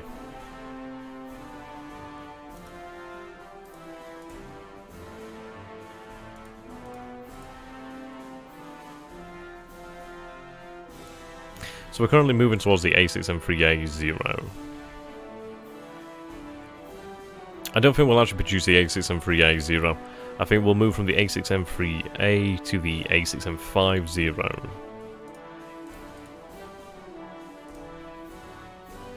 R&D permitting.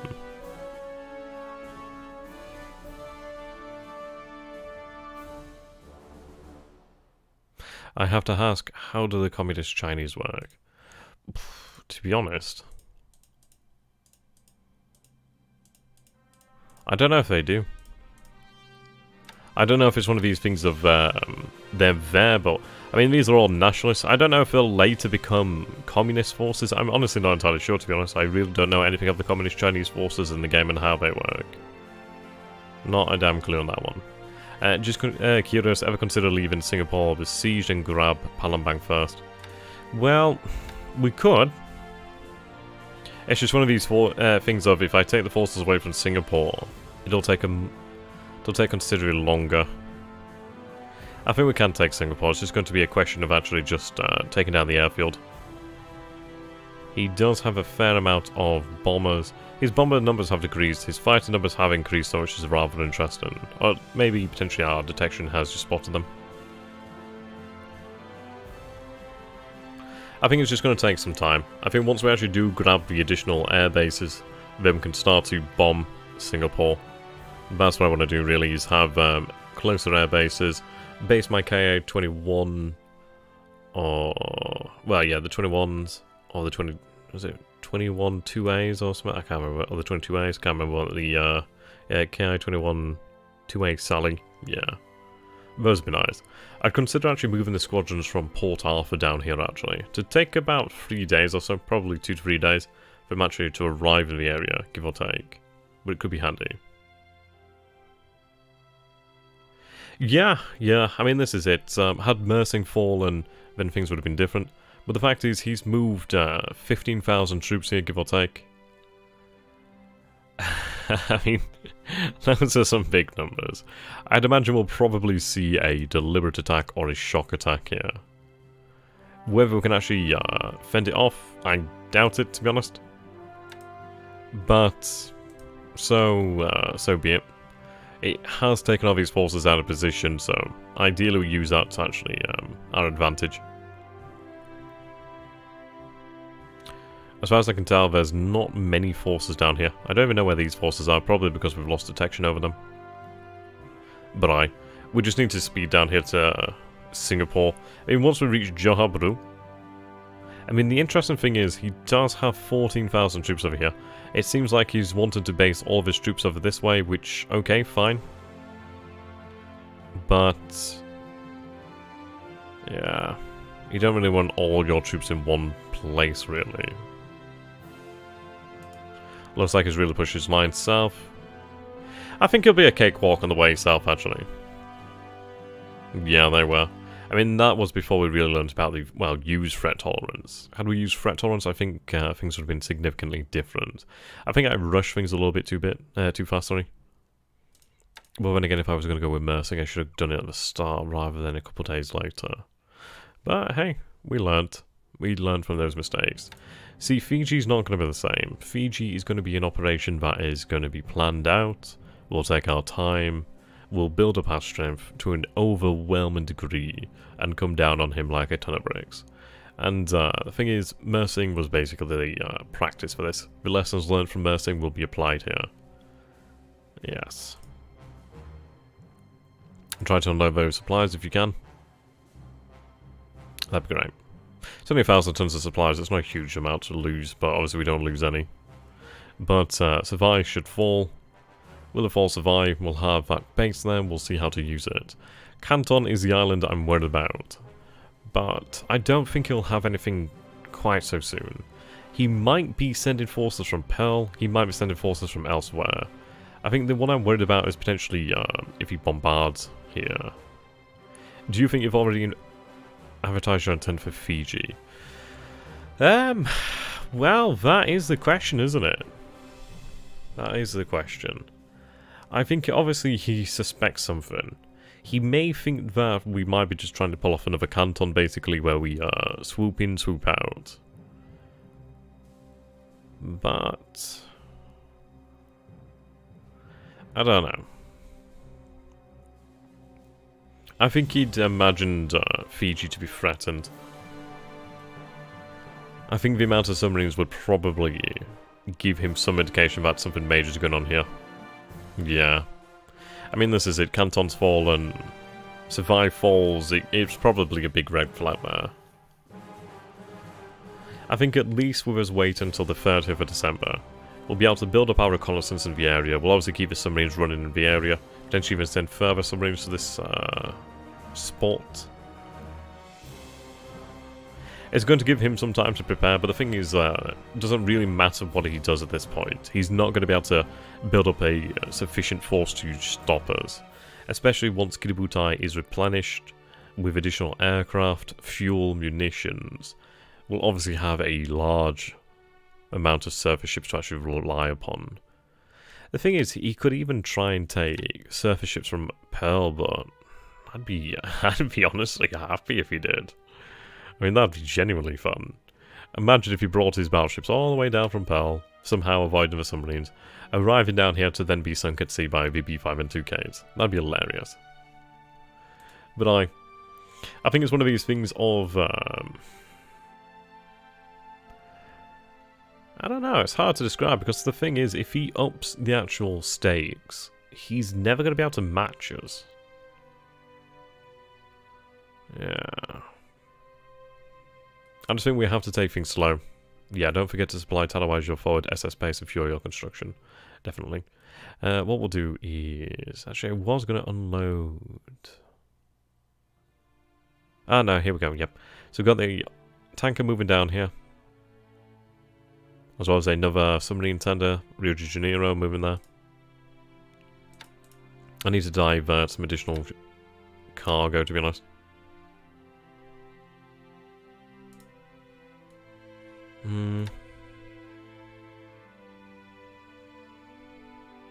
I can't remember why you're currently idle.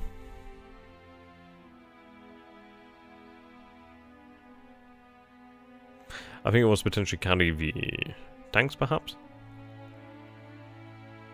Well... So I'm losing supply here. We do need to be fairly careful about that. What I'm going to do then is, let's see. What else do we have here at truck?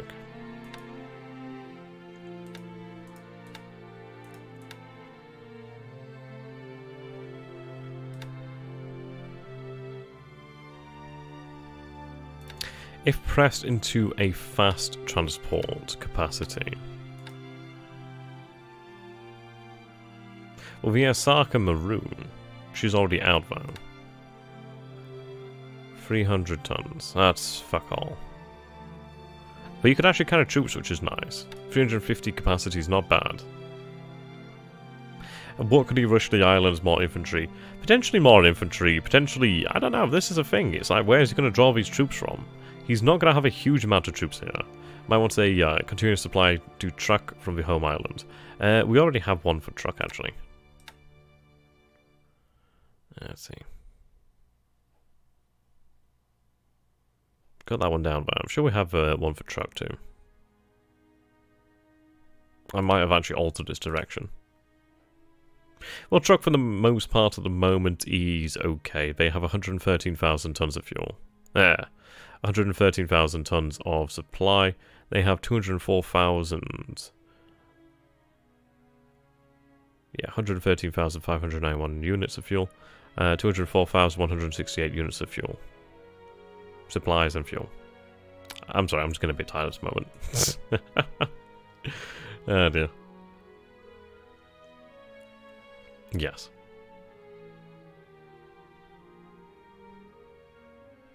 Aye, they're fine for the moment. I'm really funneling the supply and fuel into the Marshall Islands at the moment.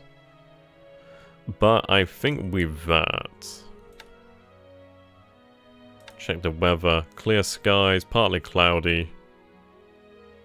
Rain over here, thunderstorms, which isn't going to help us too terribly much. I think this issue here is not helping Port Arthur. Yeah, the clear skies here would be quite nice. Well, that's Fiji. Whereabouts does Canton lie?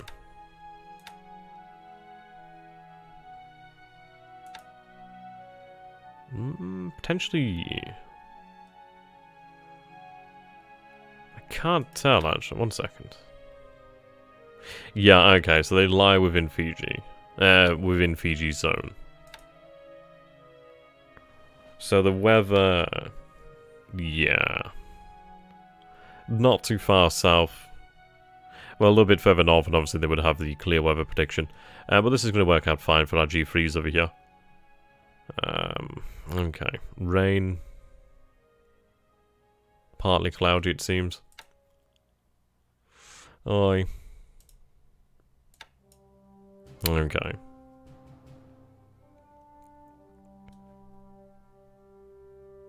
Just hope for the best, then, really. So I think with that, I believe the 22nd of December 1941 is to be concluded. Something to note is the fact that the moonlight will increase, actually. So that will increase the effectiveness of submarines across the board, as well as night operations. Now, thankfully, Japanese forces are pretty adept at night operations. So, our forces will become deadlier to a degree. Of course, American submarines will become... Well, Allied submarines will become deadlier as well. But, will increase our capabilities at night. Alright, deliberate. Just double checking these orders over here, make sure everybody's set correctly. Yeah, you're in combat mode at the moment, so tell you to actually go into movement mode. I don't want you to slow down. You're currently unloading supply. I'm gonna cancel that actually. Have you moved down here? Then you can actually pick up those troops from there.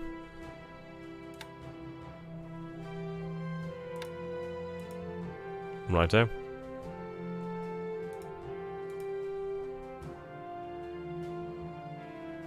When are you moving? Nowhere.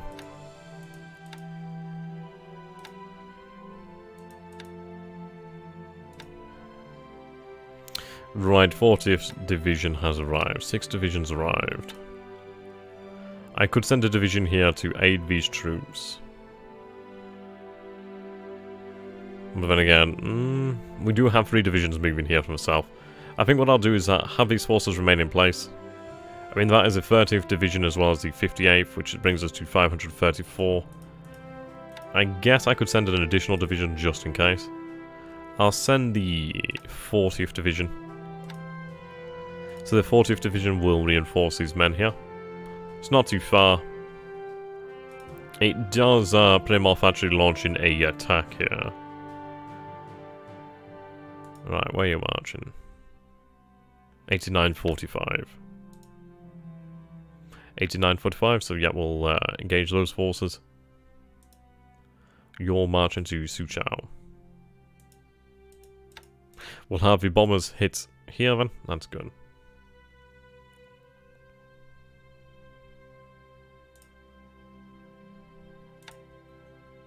Right, set up a natural patrol here for the time being.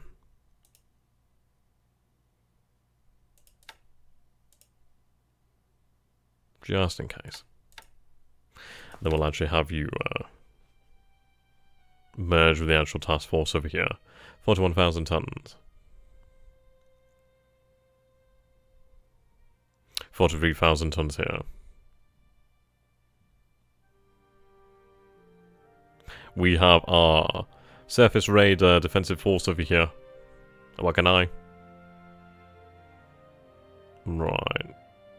6,335 tons of oil to be moved into Ominato.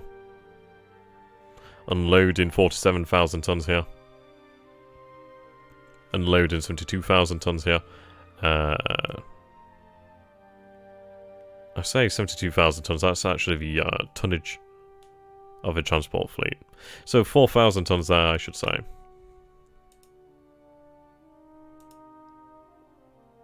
Ah, there we go, 47,000 tons. Well, that's good news. So we'll have, what, like an additional 50,000 tons plus whatever's here. That's good news then. As long as we have something coming into Japan each and every turn, we'll actually be good to go.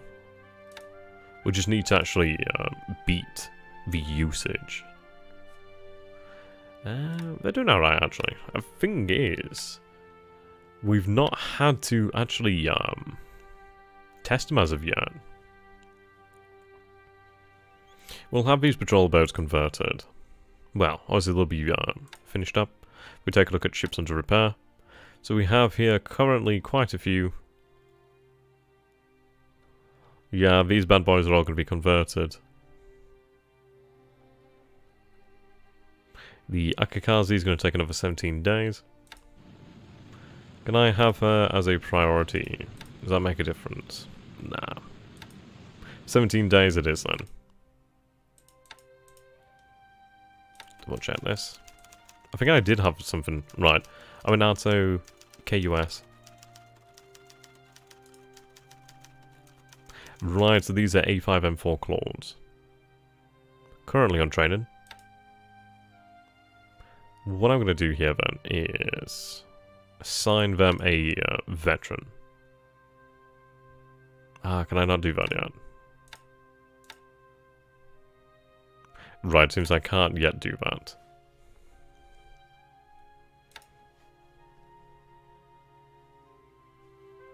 Unless they're not new troops and they've just arrived from elsewhere, which would obviously make a lot of sense. Okay.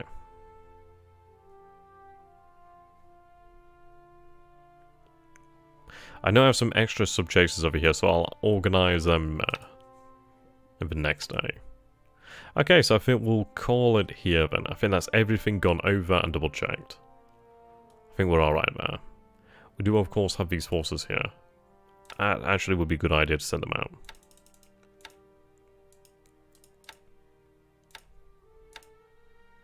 I have them patrol just around Kutabaru.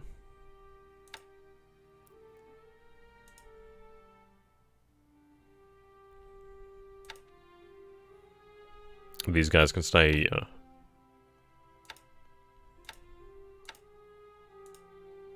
There we go. Take the fight to them.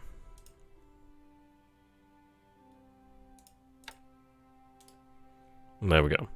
Okay, superb. I think we'll call it there. So, thank you so very much, ladies and gentlemen, for watching. I do hope you have indeed enjoyed this session.